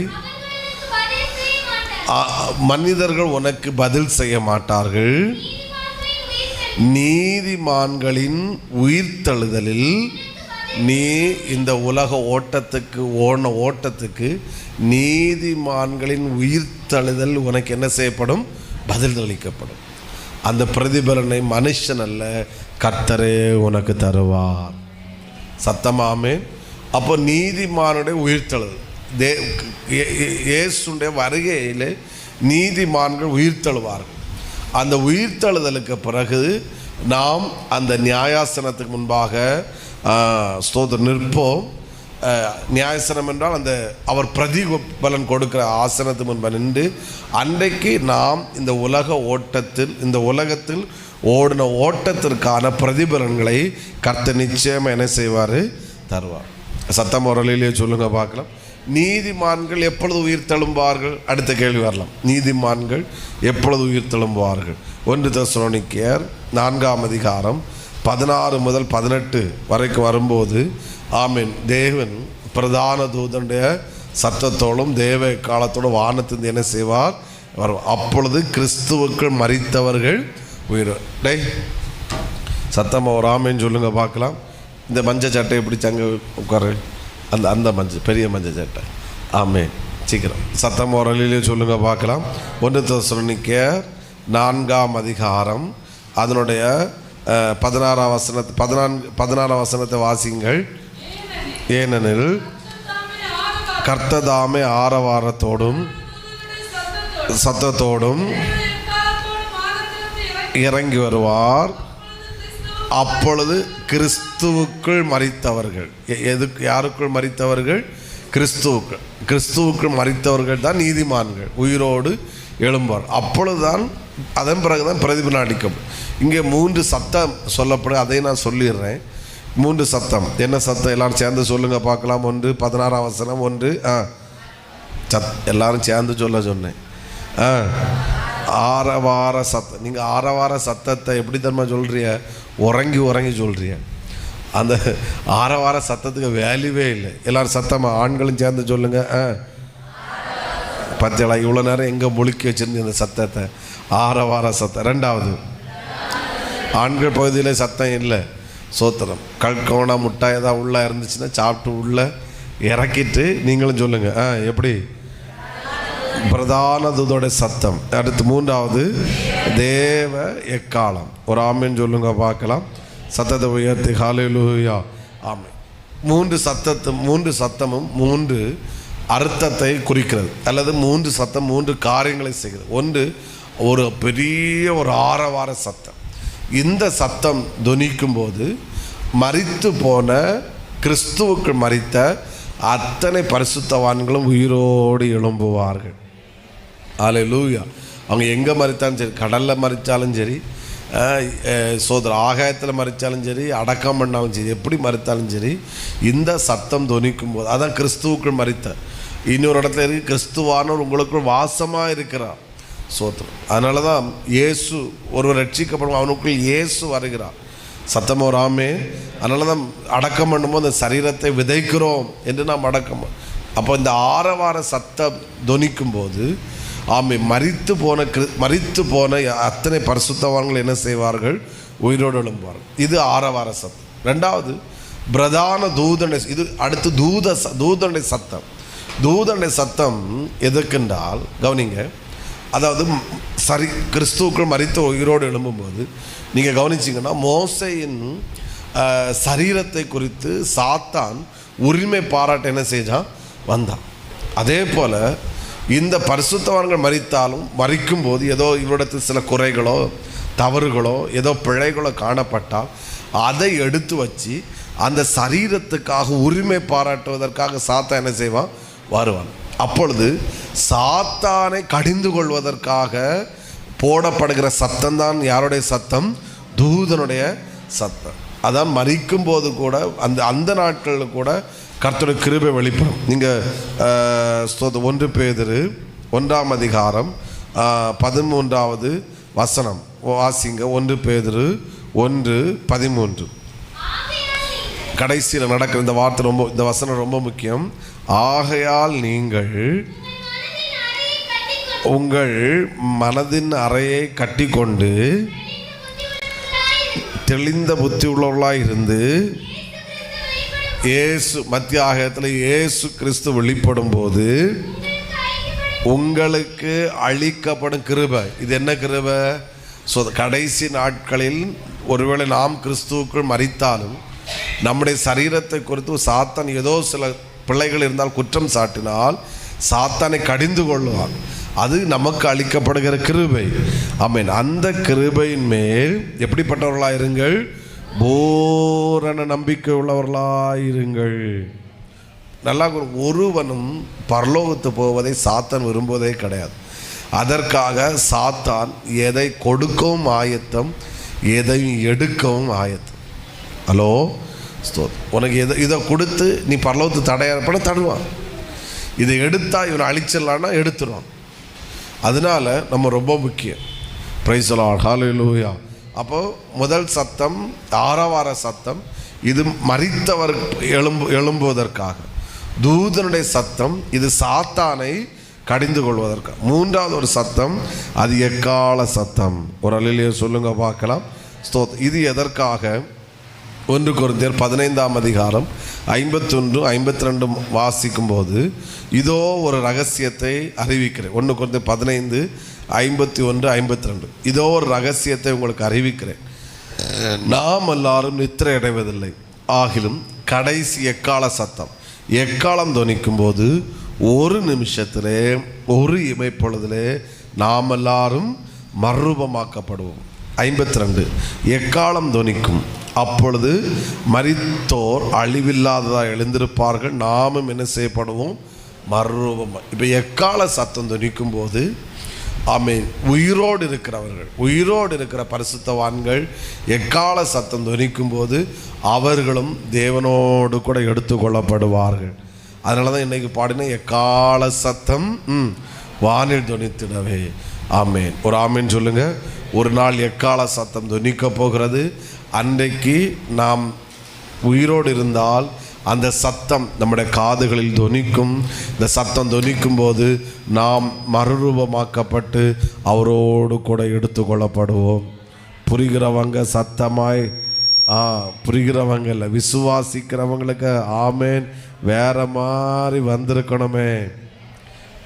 ஹல்லேலூயா, சத்தமா சொல்லுங்க ஹல்லேலூயா. அப்போது நான் கேட்குறது பதில் சொல்லுங்க பார்க்கலாம், பார்ப்போம். ஆரவார சத்தம் எதுக்காக? மளமளமளமளன்னு இருக்கு. மரித்தவ பரிசுத்தவான்கள் எழும்புவதற்காக. ஓகே. தூதனுடைய சத்தம் எதற்காக? எக்கால சத்தம் எதற்காக? சத்தம் ஒரு ஆமேன்னு சொல்லுங்க. ஓகே, 4வது டாபிக் வந்துடுறேன். வந்துட்டு நான் சில காரியங்கள் கூட சொல்லி முடிக்கிறேன். அப்போது நம்ம எல்லாரும் நியாயாசனத்துக்கு முன்பாக நிற்கணும். அது நமக்கு நல்லா புரியுது. இதில் இன்னொரு கேள்வி, நியாயாசனம் எங்கே ஸ்தாபிக்கப்படும்? ஒரு அல்லேலூயா சொல்லுங்க பார்க்கலாம். சத்தத்தை உயர்த்தி ஹல்லேலூயா. அது மத்திய ஆகாயத்திலே என்ன செய்யப்படும்? ஸ்தாபிக்கப்படும். அங்கே வைத்து நமக்கு பிரதிபலனை கர்த்தர் கொடுப்பார். ஓகே, இனி மெசேஜ் இதுதான். இப்போ தான் பிரசங்கத்துக்குள்ளே வாரேன். நியாயாசனத்தை முன்க தகுதி உள்ளவர்களாக மாறும். எல்லாரும் கிறிஸ்துவுக்குள் எல்லாரும் நியாயாசனத்துக்கு முன்பாக நிற்க முடியாது. ஆனால் தேவனுடைய விருப்பம் எல்லாரும் நியாயாசனத்துக்கு முன்பாக என்ன செய்ய வேண்டும்? இயேசு ஒரு குறிப்பிட்ட ஜாதிக்காகவோ, ஒரு குறிப்பிட்ட மனிதனுக்காகவோ, ஒரு குறிப்பிட்ட மனுக்குலத்துக்காகவோ இயேசு மரிக்கவில்லை. இயேசு முழு மனிதனுக்காகவும் இரத்தம் சிந்தியிருக்கிறார். எல்லாரும் ரட்சிக்கப்பட வேண்டும் என்றுதான் கர்த்தருடைய சித்தம். அதுதான் நாம் எழுப்புதல் என்று சொல்லுகிறோம். எழுப்புதல் என்ன? பல எழுப்புதல் என்பது காமன் வேர்ட். ஒரே வார்த்தையில் எழுப்புதலுக்கு அர்த்தத்தை சொல்ல முடியாது.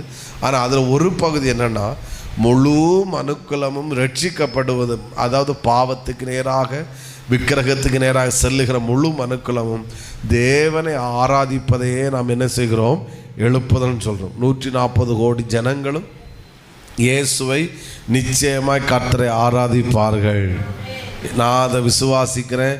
எங்கூட விசுவாசிச்சா சத்தமாய் ஆமென். ஹல்லேலூயா. அவரால் முடியும். அவர் ரத்தம் சிந்திருக்கிறார். ஏன் எல்லாரும் ரட்சிக்க? அவர் எல்லாருக்கும் ரத்தம் சிந்தி இருக்கிறார். எல்லாருக்கும் அவர் மரித்து இருக்கிறார். சத்தமாக ஒரு அலையிலையோ சொல்லுங்க பார்க்கலாம். இன்னும் சத்தமாக ஹல்லேலூயா. அதனால் எல்லாரும் ரட்சிக்க முடியும். இன்னொன்று, எல்லாருக்கும் ஆதாம் முதல் இன்றைக்கு வரைக்கும் மரித்து போன அத்தனை பேருக்கும் பரலோகத்தில் இடம் இருக்கிறது. ஹல்லேலூயா. ஓகே. ஸோ அதனால் எல்லாரும் ரட்சிக்கப்படுவார்கள். ஆனால் தேவனுடைய விருப்பம் எல்லாரும் ரட்சிக்க. ஆனால் எல்லாரும் பரலோகத்துக்கு போகன்றது கர்த்தருடைய விருப்பம். ஆனால் எல்லாரும் போவாங்களான்னு கேட்டால் தெரியாது. ஓகே, 4வது டாப்பிக்கை மட்டும் சில காரியங்களை சொல்லி நான் முடிக்கிறேன். நியாயாசனத்துக்கு முன்பாக நிற்க தகுதி உள்ளவர்களாவது எப்படி? நம் நியாயாசனத்துக்கு பின்னாடி நிற்கணும். விசுவாசி, அதுக்கு நான் தகுதி உள்ளவர்களாவது எப்படி? இது ரொம்ப முக்கியம். இதையும் சொல்லிட்டு நான் முடிக்கிறேன். ஆண்டவர் அனுமதிச்சா அடுத்த சண்டே நியாயாசனத்துக்கு அவர் கொடுக்குற பிரதிபலன் என்ன, நமக்கு நியாயாசனத்துக்கு முன்பாக நாம் நிற்போம், பிரதிபலன் என்ன பிரதிபலன் கொடுப்பார், அதையும் சொல்லிட்டு இனி கிறிஸ்துவுக்குள்ள மரிக்காதவர்களுடைய நிலைமையை குறித்தும் மரித்த உடனே என்ன நடக்கும் என்று பல காரியங்களை வருகிற சண்டையும் அதுக்கு அடுத்த சண்டையும் தியானிப்போம். முடிக்காட்டா அதுக்கு அடுத்த சண்டையும் அதுக்கு அடுத்த சண்டே இது என்ன சொல்ல இயேசுவின் உயிர்ப்பின் பண்டிகை வர்றதும் ஓகே ஆண்டவர் அனுமதிக்கிற போல் தியானிப்போம். ஒரு அலையிலேயே சொல்லுங்க பார்க்கலாம். ஒன்று, நியாயாசனத்துக்கு முன்பாக நிற்க தகுதி உள்ளவர்களாக என்ன செய்யணும்? இது எல்லாரும் வாசிங்க. அப்போஸ்தலர் முதல் தகுதி குவாலிட்டி. அப்போஸ்தலர் 2ஆம் அதிகாரம் 38வது வசனம். அப்போஸ்தலர் 2:38. பேதுரு அவர்களை நோக்கி, நீங்கள் நம்பர் 1, நீங்கள் மனம் திரும்பி ஒவ்வொருவரும் பாவ மன்னிப்பு கண்டு இயேசு கிறிஸ்துவின் நாமத்தினால ஞானஸ்நானம் பெற்றுக்கொள்ளுங்கள், போதும். அப்பொழுது நீங்கள் பரிசுத்தாவின் வரத்தை என்ன செய்வீர்கள்? இந்த 3ஐயும் நான் ஒன்றுக்குள்ளே கொண்டு வரேன். நியாயாசனத்துக்கு முன்பாக தகுதி உள்ளவளாவதற்கு நம்பர் 1, அவன் மனம் திரும்பி ஞானஸ்நானம் பெற்று பரிசுத்த ஆவியானவர் என்ன செய்யணும்? பெற்றுக்கொள்ளணும். ஒரு அலையிலேயே சொல்லுங்க பார்க்கலாம். இவர்கள் தான் எதுக்கு முன்பாக நிற்பார்கள்? நியாயாசனத்துக்கு முன்பாக. போன யூடியூப்பில் நான் ஞானஸ்தானத்தை பற்றி பேசும்போது ஒருத்தர் தம்பி கேட்டார், பாஸ்டர் என்ன சொல்ல, ஞானஸ்தானம் எடுக்காட்டா பரலோகம் போகலாமா அப்படின்னு. ஒரு ஆமேன்னு சொல்லுங்க பார்க்கலாம். அதாவது நான் சொன்னேன், ஞானஸ்தானம் எடுக்காட்டா பரலோகம் போக முடியாது. அது இன்னும் ஏதோ டீப்பாக மறந்துட்டு, அதாவது நான் ரட்சிக்கப்பட்டாச்சு, கரெக்ட், நான் ரட்சிக்கப்பட்டேன். ஆனால் என்ன எடுக்கலை? ஞானஸ்நானம் எடுக்கலை. எப்படியெல்லாம் உதிச்சு பார்த்தீங்களா? ரட்சிக்கப்பட்டாச்சு, ஆனால் என்ன எடுக்கலை? பரலோகம் போகலாமா அப்படின்னு. ஆமென் சொல்லுங்க. ரட்சிக்கப்பட்டு உனக்கு ஞானஸ்நானம் எடுக்க வாய்ப்பு கிடைக்காம நீ செத்து போயிட்டான்னா பரலோகம் என்ன செய்யலாம்? ரட்சிக்கப்பட்டு ஞானஸ்நானம் எடுக்க வாய்ப்பு கிடைச்சும் நீ எடுக்கலைன்னா ஆண்டவர் கொண்டு அமிக்கிடுவார் பாதாளத்தை. இப்போ சிலுவையில் கள்ளன் என்ன செஞ்சான்னா, அவன் தான் பாவி என்பதை ஒத்துக்கொண்டான். இயேசு தெய்வம் என்பதை என்ன செய்தான்? அறிக்கை செய்த உடனே இயேசு அவனுக்கு சொல்கிறாரு, இனி நீ போய் ஞானஸ்நானம் எடுத்துட்டு வான்னு சொல்ல முடியாது. ஆமென். அவனுக்கு இனி மரணம் தான். அதனால ஆண்டவர் சொல்லி, நீ இன்றைக்கு என்னோடு கூட என்ன செய்ய, எங்கே இருப்பாய்? பரதேசம். அநேக கிறிஸ்தவங்க நம்ம சர்ச்சில் கேட்க மாட்டாங்க. அநேக கிறிஸ்தவங்க கேட்குற ஒரு கேள்வி, கள்ள ஞானஸ்நானம் என்ன செஞ்சானா? எடுத்தான். அப்போ நான் கேட்குறேன், நீ கள்ளனான்னு. ஸோ அப்போ கள்ள ஞானஸ்நானம் எடுத்தான்னா எடுக்கல. அப்போ நீ கள்ளனா என்ன செய்யாண்டா? எடுக்காண்டா. ரெண்டாவது, நீ கள்ளன் சாத்தது போல நீயும் சாகணும். ஸோ ஆமே, எங்கே சாகணும்? சிலுவையில் கொண்டு போய் ஒன்றை அரைஞ்சி கொல்லணும். நீ என்ன செய்யட்டா? எடுக்கணும். ஆனால் இன்னொன்று, நீ அங்கே சிலுவையில் தொங்கும்போது தான் ரட்சிக்கப்படணும். ஒரு அலையிலேயே சொல்லுங்க பார்க்கலாம். இது மற்ற என்ன சொல்ல, கொஸ்டின் கேட்டு ஆமாம் தன்னை நீதிமன் அப்படி கிடையாது. ஸோ ரட்சிக்கப்பட்டு ஆண்டவர் சொல்லும் ஒருவன் மறுபடியும் பிறவாவிட்டால் தேவனுடைய ராஜ்யத்தில் என்ன செய்ய மாட்டான், பிரவேசிக்க மாட்டான். வாய்ப்புகளை வீணடிப்பது என்பது பெரிய பாவம். நாம் ஜெபத்தில் சொன்னேன், ஆண்டவர் சொல்கிற நாட்கள் பொல்லாதவைகள் ஆனதால் பிரயோஜனம் நமக்கு நான் திரும்ப சொல்கிறேன், நமக்கு எப்போ என்ன நடக்குன்னு தெரியாத ஒரு உலகத்தில் வாழ்கிறோம். சத்தமாக ஆமேன்னு சொல்லுங்கள். அதனால் நீங்கள் எடுக்காட்ட செத்து போய் அப்படி நான் சொல்ல வரல, ஆண்டவர் தருவார். பட்டு நாட்களை வீணடிக்கும்போது அது ஒரு பெரிய ஒரு பாவம். ஸ்தோத்திரம். அவங்க கேட்டாங்க, நாங்கள் என்ன செய்யணும். உடனே மனம் திரும்பினியா? எஸ் இயேசுவே. உடனே ஞானஸ்நானம் எடு, நாட்களை நீட்டாது. ஒரு ஆமேன். கந்தாக என்கிற மந்திரிக்கு, என்பவருடைய மந்திரிக்கு ஸ்தோத்திரம், அவன் சொல்லிட்டு இருக்கிறான், பிலிப்பு வசனத்தை சொல்லிட்டு இருக்கும்போது குளத்தை பார்க்குறான். உடனே கேட்குறான், நான் இது ரெடியாக இருக்கு, தண்ணி தான் இருக்கு, பின்னே அப்போ எடுப்போம். எல்லாவற்றுக்கும் வெயிட் பண்ணலாம், ஞானஸ்நானத்துக்கு மட்டும் என்ன செய்யக்கூடாது. ஆமே, அது நமக்கு கிடைச்ச ஒரு பெரிய பாக்கி. இயேசு ஊழியத்தை ஆரம்பிப்பதற்கு முன்பாக ஃபஸ்ட்டு ஞானஸ்நானம் எடுத்துட்டு தான் அவர் என்ன செஞ்சார். ஆமே, சத்தமாக ஊழியத்தை ஆரம்பித்தார். ஆமே. அப்போ நீ நியாயஸ்தானத்துக்கு முன்பாக நிற்க ஃபஸ்ட்டு குவாலிட்டி மனம் திரும்பி ஞானஸ்நானம் பெற்று பரிசுத்தாவை பெற்றுக்கொள்ளும்போது நீ நியாயாசனத்துக்கு முன்பாக பந்தய பொருளை அல்லது பிரதிபலனை நம்மளால் என்ன செய்து கொள்ள முடியும், பெற்றுக்கொள்ள முடியும். ரெண்டாவது, நிறைய தகுதி, பட்டு நான் எத்தனை 4 மட்டும் சொல்லி முடிக்கிறேன். ஒரு ஆமேன் சொல்லுங்க பார்க்கலாம். ரொம்ப போர் அடிக்கிறது பாசம் சொல்கிறவங்க ஆமேன், ஒரு அல்லேலூயா. என்னது மனசில் ஜாம் போடுறோம் எனக்கு.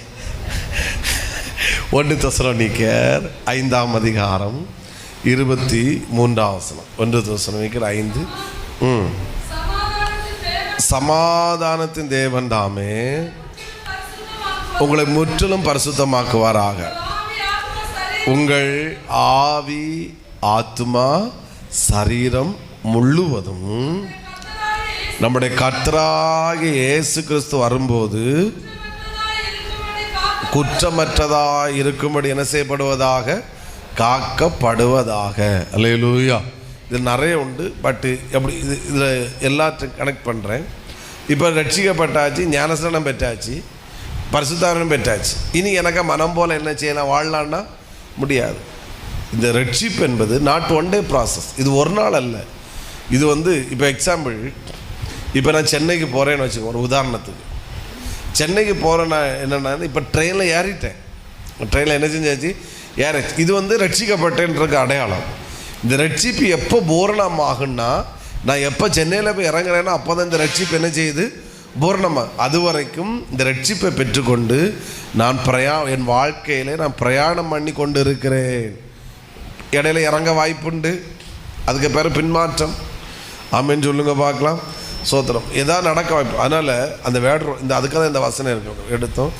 எது வரைக்கும் காத்துக்கொண்டு நம்முடைய கர்த்தராகிய இயேசு வருகிற வரையிலும் நீ பெற்றுக்கொண்ட கிருபையும் அபிஷேகத்தையும் ரட்சிப்பையும் காத்து கொள்ளணும். உடைய ஆவி ஆத்துமா சரீரம் குற்றமற்றதாக என்ன செய்யப்பட வேண்டும், காக்கப்பட வேண்டும். சத்தமாக ஒரு ஆமே, ஹல்லேலூயா. அப்போது நியாயஸ்தானத்துக்கு முன்பாக நிற்பதற்கு செகண்ட் குவாலிட்டி நிறைய உண்டு. செகண்ட் குவாலிட்டி, என்னுடைய ஆவி ஆத்மா சரீரம் குற்றமற்றதாக என்ன செய்யப்பட வேண்டும், காக்கப்படும். அது குற்றமற்றதுக்கு இன்னொரு வேட பிராக்கெட்டில் எப்படி வேணால் எழுதிக்கணும், பரிசுத்தமாக என்ன செய்யப்பட வேண்டும், காத்து. பாவிகளுக்கு பரலோகத்தில் இடம் இல்லை, பரிசுத்தவான்களுக்கு மட்டுமே பரலோகத்தில் இடம் உண்டு. அல்லேலூயா. இந்த உலகம் என்னை பரிசுத்தமாக்குகிற ஒரு இடம். ஹல்லேலூயா. சத்தமாக ஒரு அல்லேலூயா சொல்லுங்க பார்க்கலாம். சில ஆத்மா சுத்தமாக இருக்குது, ஆத்மா மட்டும் இல்லை, எதுவும் சுத்தமாக இருக்கணும், ஆவி சுத்தமாக இருக்குது, ஆத்மா சுத்தமாக சரீரமும் எப்படிப்பட்டதாக இருக்கணும், குற்றமற்றதாய் காக்கப்பட வேண்டும். எது வரைக்கும், அவர் வருகிற வரைக்கும் அல்லது மரணம் வரைக்கும். அதாவது நல்லா கவனிக்கணும். நான் சொல்லிட்டு இருந்த ஒரு வேர்டு, நாம் மரிக்கும்போது எதற்குள்ளே எப்படி மரிக்கணும், கிறிஸ்துவுக்குள்ளே என்ன செய்யணும், கிறிஸ்துவுக்குள்ளே வாழ்ந்து விட்டு மரிக்கும்போது கிறிஸ்துவுக்குள் மரிக்காவிட்டால் ஆபத்து. ஹலோ, நான் சொல்கிறது தெளிவாக புரியுதா? நீ இப்போ நான் கிறிஸ்துவுக்குள்ளே வாழ்ந்துட்டு அடுத்து பின்மாற்றத்துக்குள்ளே போய் ஒரு மனம் போல் வாழ்ந்து ஆமேன் இனி மறிச்சா, ஏன்னா உன் சரீரத்து சாத்தான் எப்போ ஒன்று பரலோகத்து போடாமல் தடுப்பதுக்கு ஆயத்தமாக இருக்கு. நீ கிறிஸ்துவுக்குள் வாழ்வது மட்டுமல்ல, கிறிஸ்துவுக்குள் என்ன செய்ய வேண்டும்? வாயத்திறந்து சொல்லுங்க. இந்த யுத்த காலத்தில் இதையா பிரசங்கம் பண்ண கேட்காதுங்க. இதுதான் பிரசங்கம், இதுதான் உண்மையான சத்தியம். ஒரு அலையிலேயே சொல்லுங்க பார்க்கலாம். அதனால தான் கிறிஸ்தவர்களுக்கு மட்டும் மரணத்துக்கு மேலே பயமே கிடையாது. ஏன்னா அவங்களுக்கு தெரியும் நீ என்ன சம்பவிக்கும் என்று. அல்லேலூயா. மூன்றாவது, அப்போது ஆவி ஆத்ம சரீரம் எப்படிப்பட்டதா? குற்றம் என்று. அதில் பரிசுத்தமாக கேட்கணும். மூன்றாவது மத்தேயு 25. நான் எல்லாமே வசனம் தான், நான் எதையும் ரெவலேஷன் அல்ல. இது நம்ம மெசேஜுக்கும் நம்ம சர்ச்சில் பண்ணுற மெசேஜுக்கும் இதுக்கு நேர் ஒருவேளை ஆப்போசிட்டாக இருக்கலாம், மாதிரி இருக்கலாம். ஆனால் இதுதான் உண்மையான வார்த்தைகள். ஒரு ஆமென். மத்தேயு 25:10. அப்படியே அவர்கள் வாங்கி போனபோது மணவாளன் வந்து விட்டார். ஆயத்தமாக இருந்தவர்கள் அவரோடு கூட கல்யாண வீட்டுக்கு பிரவேசித்தார்கள். கதவும் என்ன செய்யப்பட்டது? அடைக்கப்பட்டது. அப்போ இப்படி சொல்கிறேன், நியாயஸ்தலத்துக்கு முன்பாக நிற்பதுக்கு குவாலிட்டியில் ஒன்று என்னென்னா, நான் ஆயத்தமாக காணப்பட வேண்டும். எப்படி காணப்பட வேண்டும்? ஆயத்தம். இவளும் மணவாட்டிகள் தான், பேரும் மணவாட்டி தான். அவைய கையில் எண்ணெய் என்ன செஞ்சிச்சு? இருந்துச்சு. ஆனால் எப்போ எண்ணெய் இல்லை? பேசுங்க. மணவாளன் வரும்போது எண்ணெய் இல்லை, ஆயத்தம் இல்லை. அவங்க சொல்கிறா போய் வாங்கிட்டு வா, உங்களுக்கு தந்தால் எங்களுக்கு எண்ணெய் கிடைக்காது, போய் வாங்கிட்டு வா. வாங்க போனாங்க, கதவு அடைச்சாச்சு. எழுதிக்கோங்க, இயேசு பல முறை வரமாட்டார், ஒரு முறை தான் வருவார். அல்லேலூயா. 2 முறை வந்து ரகசிய வருகை, பகிரங்க வருகை. அது ஒன்று. ரகசிய வருகையில் ஒருக்கா தான் வருவார். ஒவ்வொரு நாளும் வந்து ஒவ்வொருத்தராக கூட்டிகிட்டு என்ன செய்ய மாட்டார். அதுக்கு அப்படி போனோன்னா நீ சாவணும். அல்லேலூயா. இயேசுவே வாருங்கப்பா, என்னை கொண்டு போங்கப்பா. சோத்திரம். அவர் ஒன்றையை மட்டும் கொண்டு வர மாட்டார். அப்படின்னா நீ வேண்டாம் என்ன செய். சோத்திரம். என்ன மற்ற யோனா மாதிரி சொல்லுங்க, என்னை கொண்டு கடலில் கொண்டு என்ன செய்யுங்க, போடுங்கண்டு. சோத்திரம். ஓகே. பட்டு நாம் எப்படிப்பட்ட அதை எப்படி வாழணும்னா, இன்றைக்கும் நான் மரித்தாலும் பரலோகம் போகணும், அல்லது இன்றைக்கு இயேசு வந்தாலும் நான் என்ன செய்யப்படணும்? எடுத்துக்கொள்ளப்படணும். உங்களை பார்த்து கேட்குறேன், இன்னைக்கு மரித்தாலும் பரலோகம் போவேன்னு சொல்கிறவங்க சத்தமாய் அல்லேலூயா. ஆமே. இன்னைக்கு இயேசு வந்தாலும் எடுத்துக்கொள்ளப்படுறேன்னு சொல்கிறவங்க கை உயரலை, பத்தியெல்லாம் உயரலை. அல்லேலூயா. அந்த ஃபெய்த்து ஒருபோதும் விட்டுவிடவே கூட, மாறவே கூடாது. இன்னைக்கு இயேசு வந்தாலும் நான் என்ன செய்யப்படுவேன்? எடுத்துக்கொள்ளப்படுவேன். இன்னைக்கு வந்தாலும் மரித்தாலும் நான் இயேசுவை பரலோகத்தில் சந்திப்பதற்கு ஆயத்தம். ஆமென். 4வது இதை சொல்லி முடிக்கிறேன். 1 கொரிந்தியர், நான் எல்லாம் வசனம் 3 1 கொரிந்தியர் 3:13-14 வாசிக்கிறேன். 1 கொரிந்தியர் 3:13. அவனவனுடைய வேலைப்பாடு வெளியாகும், நாளானது அதை விளங்க பண்ணும், ஏனெனில் அது அக்கினியிலே வெளிப்படுத்தப்படும். அந்த வேலைப்பாடு எத்தன்மை உள்ளதென்று அக்கினியானது பரிசோதிக்கும். அதன் மேல் ஒருவன் கட்டினது நிலைத்தால் அவன் கூலியை என்ன செய்வான்? பெறுவான். நான் இப்படி சொல்கிறேன், நேரம் முடிஞ்சிட்டு, நாம் ஒரு தரமுள்ள ஆவிக்குரிய வாழ்க்கை என்ன செய்யணும்? வாழணும். கவனிங்க, நம்முடைய ஆவிக்குரிய வாழ்க்கை, ஏன் அந்த வேர்டை யூஸ் பண்ணுறேன்னா, நம்முடைய ஆவிக்குரிய வாழ்க்கையில் பல சோதனைகள் என்ன செய்யும்? வரும். 2 விதமான சோதனை. பாவ சோதனை, 2வது அந்த கட்டப்பட்ட இது என்ன செய்யணும்? சோதிக்கப்படும், அக்னியினால் சோதிக்கப்படும். சோதிக்கப்பட்டாலும் எது நிலைக்குதோ அதுதான், அவன்தான் கூலி என்ன செய்வான்? பெறுவான். நம்முடைய தரமுள்ள வாழ்க்கைன்னு சொல்கிறது காரணம், நம்முடைய வாழ்க்கை வசனத்திலே கட்டப்பட வேண்டும்.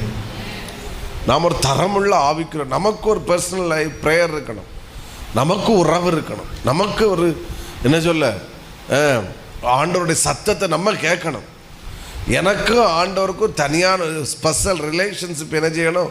இருக்கணும். பாஸ்டர் ஜோம் பண்ணி அம்மா ஜோம் பண்ணி பார்த்துக்கலன்னு சோதிக்கப்படும் அக்கினி சோதிக்கப்படும் போது சாம்பலாக்கப்படும். அக்கினி சோதிக்கப்படும் போது நிலைநிறுத்தாதான் அது அவன்தான் கூலியை பெறுவான். அல்லேலூயா.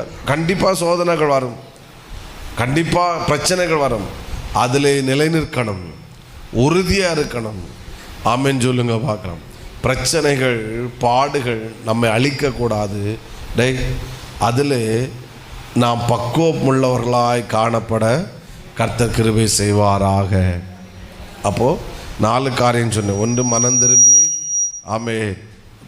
ஞானஸ்தானம் பெற்று பரிசுத்த ஆவியை பெற்றும் பொழுதும் தகுதி உள்ளவர்களாய் நாம் மாறுகிறோம். ஸ்தோத்திரம். 2வது, நாம் ஆவியாத்ம சரண குற்றமற்றதாய் பரிசுத்தமாய் காக்கப்படணும், ஆயத்தம் உள்ளவர்களாக இருக்கணும், தரமுள்ள என்ன செய்யணும் வாழ்க்கை. இந்த அனுபவம் நமக்கு வரும்போது எப்பட்டவர்களாக இருக்கும்போது நான் எப்போ இயேசு வந்தாலும் எப்பொழுது மரணம் சந்தித்தாலும் அவரை நான் பார்க்க ஆயத்தம் என்கிற ஒரு மனநிலைமையோடு கிறிஸ்துவுக்குள் நாம் மரிக்கிறவர்களாய் கர்த்தர் நமக்கு கிருபை தருவாராக. நாம் கிறிஸ்துவுக்குள் வாழ்கிறவர்களாக மட்டுமல்ல, கிறிஸ்துவுக்குள் என்ன செய்ய வேண்டும்? மரிக்கணும். ஆமென். ஆயத்தமாக இருப்போம், வைராக்கியமாக வாழுங்க, ஆண்டவருக்காக உண்மையாக ஜீவிங்க. ஆமென். இந்த கிறிஸ்தவம் ஒரு போலித்தனமான வாழ்க்கை வேண்டாம். நான் ஆரம்பத்தில் சொன்னது போல் கையை பார்த்து வாழாதுங்க, முகத்தை பார்த்து வாழுங்க. ஏசுட்டன் ஏதாவது வாங்கிட்டு போகணும், வாங்கலாம், தருவார். உங்களுக்கு தராமல் வேறு யாருக்கு தரமாட்டோம். நம்ம வாங்கிட்டு போகிறவராய் மட்டுமல்ல, அவரோடு பந்தி இருக்கிறவர்களாக, அவர் மார்பில் சாய்கிறவர்களாக அந்த ராஜ்யத்தை சுதந்திருக்கு. எனவே மரணத்துக்கு பிறகு ஒரு வாழ்க்கை நிச்சயமாக என்ன செய்கிறது? இருக்கிறது. அது நித்திய காலமாய் அவரோடு கூட வாழ கிருபை செய்வாரா. இனி உண்டு. ஆண்டவர் நான் வருகிற சண்டே ஆண்டவர் கண்டினியூ பண்ணோம். கர்த்தர் கிருபை செய்ய. எல்லாரும் கண்களை மூடுவோம். ஹல்லேலூயா, ஹல்லேலூயா. சத்தமாக நல்ல வாயை திறந்து இனி உள்ள மெசேஜ் நான் கேட்கணுன்னா மற்ற மெசேஜ் நாளையிலேருந்து நம்ம சாமுவேலை டச் பண்ணுவோம். ஹல்லேலூயா சொல்லுங்க பார்க்கலாம். ஹல்லேலூயா. நாம் ஆயத்தம் உள்ளவனாக இருக்கணும், பரிசுத்தம் உள்ளவனாக இருக்கணும், குற்றமற்றவனாய் காணப்படணும், நான் ரட்சிக்கப்படணும். ஹல்லேலூயா. நமக்கு அடுத்த சண்டே பேப்டிசம் இருக்குது. பெரியவங்களை பார்த்து சொல்கிறேன், ஆவியானவங்க உள்ளத்தில் ஏவராருன்னா கீழ்ப்படிங்க. இல்லைன்னா விட்டுருங்க. ஏவராருன்னா கீழ்ப்படிங்க. டிலே பண்ணாதுங்க. நம்ம ஆசீர்வாதத்துக்காக கர்த்தரை தேடலை, நம்ம பரலோகத்துக்காக கர்த்தரை தேடுகிறோம். நம் கையை பார்க்குற கூட்டம் அல்ல, நம் முகத்தை பார்க்குற கூட்டம். ஆமென். எத்தனை பேர் ஆமேன் சொல்லுகிறீர்கள்? எத்தனை பேர் இந்த வார்த்தை சந்தோஷமாக இருந்துச்சு? அவங்க மட்டும் ஆமேன்னு சொல்லுங்க பார்க்கலாம். பயமாக இருந்துச்சுன்னு சொல்கிறவங்க ஒரு ஹல்லேலூயா, ஹல்லேலூயா. ஜீசஸ். என் ஆசையெல்லாம் என்னே சுதானே, அவர் பொன்முகம்தான் நான் பார்க்கணுமே. Very good, very good. என் ஆசையெல்லாம் என்னே சுதானே, அவர் பொன்முகம்தான் நான் பார்க்கணுமே. ஓடுகிறேனா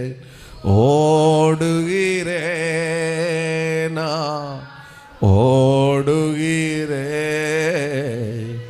இயேசுவுக்க நான் ஓடுகிறேன். ஒரு முறை கூட ஓடுகிறேனா ஓடுகிறேன் இயேசுவுக்காய் நான் ஆண்டவரே, இந்த பிரசங்கத்தை பண்ண நான் மட்டுமல்ல, கேட்டு நாங்கள் அத்தனை பேரும் நாங்கள் நியாயாசனத்துக்கு முன்பாய் வெளிப்படுவோம். நாங்கள் கிறிஸ்துவுக்குள் மரிப்போம். ஹல்லேலூயா. எங்கள் ஆவியாத்ம சரணம் குற்றமற்றதாக காக்கப்பட்டு அந்த ராஜ்யத்தை நாங்கள் சுதந்தரிப்போம். ஆண்டவரே, நாங்கள் உயிரோடு இருந்தால் எங்கள் காதுகளில் எக்கால சத்தம் துணிக்கும். நாங்கள் மரித்தால் எங்கள் காதுகளில் ஆரவார சத்தம் துணிக்கும். நாங்கள் எழும்புவோம். எங்களுக்காக ஒரு நாட்டை, ஒரு ஸ்தலத்தை நீர் ஆயத்தம் பண்ணி கொண்டிருக்கிறீர். அதை நாங்கள் சுதந்திரிக்க கிருபை தார். நல்ல பிதாவே, இந்த வார்த்தைகளுக்காய் ஸ்தோத்திரம். நாங்கள் உமக்காக இன்னும் ஓட கிருபை தார். கடமைக்காய் வாழுகிறவர்கள் அல்ல நாங்கள், இயேசுக்காய் வைராக்கியமாக ஓடுகிறவர்கள். இந்த சத்தம் தொடர்ந்து எங்கள் வாழ்க்கையில் கிரியை சேர்த்து பேசின வார்த்தைகளுக்கு நன்றி. மாலை நடக்கிற வீட்டு கூட்டத்தை ஆசீர்வதியும். தொடர்ந்து நடக்கிற உபவாச ஜபங்களை ஆசீர்வாதம். அநேகரை கொண்டு வரும். புதன்கிழமை இந்த பகலில் தொடங்குகிறோம். அதுவும் மகிமையாக மாறட்டும்.